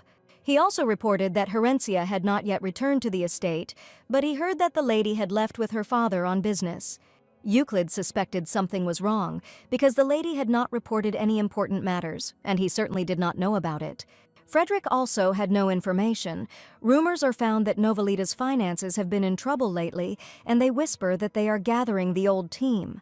The old crew were people from a crime town, and it seemed the Duke was going to drag his daughter into the terrible family affairs of the past. At that moment, another assistant came into the office rejoicing, and from his agitated look one could understand that something had happened. They just received a message from the Blaze, who are currently undercover in the crime city of Ghidorah. The young man said that Mrs. Herencia had just appeared in the crime city, and Euclid couldn't believe how such a thing could really happen. Raisil took out a bottle of expensive alcoholic drink and asked if the young lady was not in a romantic relationship with Duke Gretelos. He saw an article about it in the newspaper and became curious about how Mr. Fleet fell in love with the girl. The young man admitted that for him, he was nothing more than a friend in quotation marks, and he became interested in how the gentleman treated the lady. And at that moment, Euclid understood who she might encounter in this criminal town, the most terrible villain he knew very well. Sitting down at the table, the young man gathered to discuss, and Raisil asked contentedly whether the Duke really wanted to return to business, since he had already prepared certain places. The head of the criminal city said that they could only supply goods, but the Duke asked not to worry about it, because it was not the first time he had done this. For Raisil, this was simply wonderful news, and the Duke himself wants to return to the gang of the criminal city. He also stated that it would not be easy to find an employee as good as the famous Novelita family. Herencia listened attentively to the conversation, and the conversation was about the first product, which was of decisive importance, and the head promised to definitely choose a person with a pleasant appearance. The heroine felt that this guy reeked of suspicion he was the true head of the criminal city, although he looked too young for that. He spoke as if he were a friend of Euclid, and Orencia had no idea what the hell was going on here. Gretalos and Godora were like a nuclear bomb, and this mixture was even stranger than Gretalos and Novelita. Suddenly, an assistant ran into the office and informed Lord Racel that they had uninvited guests. The chief asked how uninvited these guests were and why they had arrived in the crime city right now. He looked angrily at the assistant and asked if he was really allowing 3 people to barge in while he was busy with important guests. But the assistant assured them that the people were too strong and they would not be able to cope with them because Mr. Euclid Gretalos had arrived in the criminal city. The 2 worst enemies unexpectedly met each other because in the video he tried to arrive in the criminal city as quickly as possible. And as soon as he learned that Horencia was here, he hurried to meet his old friend. No one expected the Duke to burst into the criminal city so unexpectedly, and Horencia, along with her maid and father, watched their meeting with bated breath. No one knew how it happened, but the young men walked into the large hall, holding sharp swords in their hands. They were probably going to fight, and it would all start when my lady raised the white flag. The chief was indignant because the signal for the start was the lowering of the flag, and the Duke angrily asked why the young man was picking on his every word. The young men were unnecessarily angry because it was only a simple question, and it was obvious that they were deliberately being sarcastic with each other, trying to make each other look stupid. For some reason, the 2 hated each other incredibly much, and Horencia waved the flag and screamed for them to just get it over with and start fighting already. The atmosphere of the criminal city thickened as if before a storm. Their long-standing feud, fueled by betrayal and lust for power, reached its climax. Racel, known for his cunning and lightning-fast reactions, drew his sword, the steel of which flashed in the dim light of the alleys. And today, before the eyes of all residents, the fate of their confrontation was to be decided. Their blades crossed with a deafening ringing sound that sent shivers down the spines of the spectators. The sword fight was watched by an excited maid, and Horencia stood with an impassive face. The first minutes of the fight were furious and merciless. Blows followed one after another, causing the air to whistle with tension. The Duke, like a battering ram, pressed on the enemy, trying to break his defense, and soon he succeeded. He asked Horencia to announce and raise the white flag so that everyone would understand that the competition was over. The lady solemnly declared that the victory was Lord Euclid's, where his opponent did not even have a single chance. Racel laughed and appreciated his old friend's skills, which were still impressive, and he was very good at fighting. He called him as unbearable as ever, and the Duke said the boys simply hadn't trained at all. Looking at their communication, the heroine could not think whether they were enemies or friends, because these young men seemed strangely close. But suddenly Racel declared that perhaps he had found the Duke's weak spot, and he was absolutely sure of it.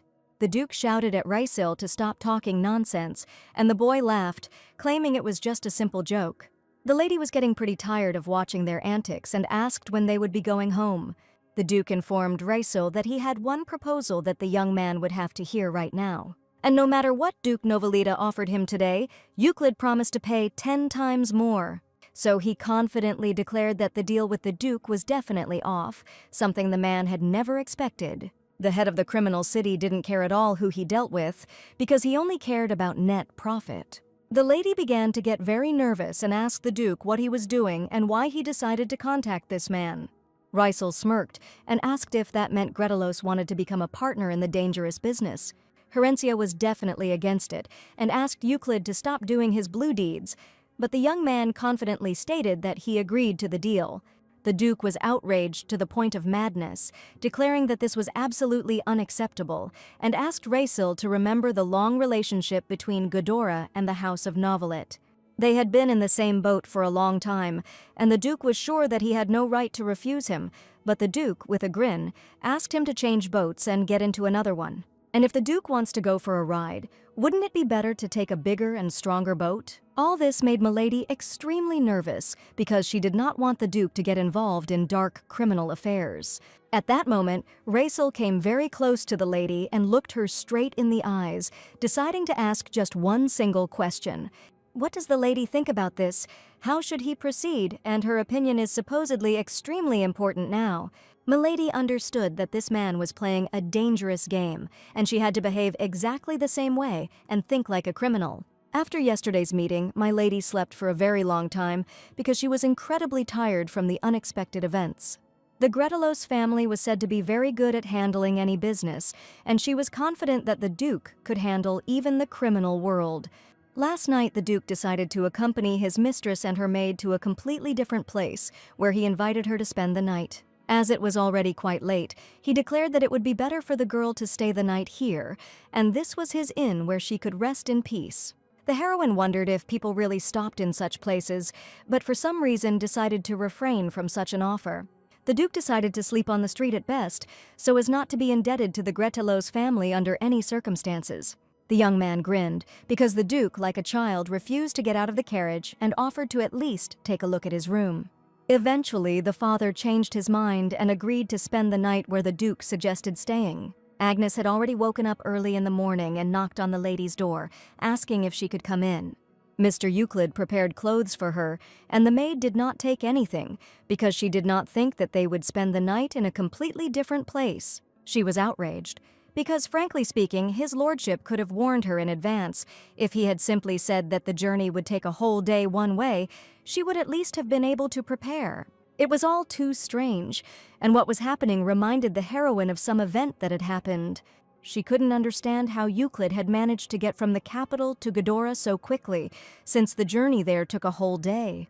Mr. Euclid walked to his office along a long corridor with huge windows that illuminated the beautiful decoration of his luxurious palace. He suddenly turned around because he felt someone's presence nearby, and his senses were not failing him today. At that moment, a young man in a cloak with emerald hair flew into the window and asked if the Duke had received what he wanted, because he was in shock when the young man contacted him.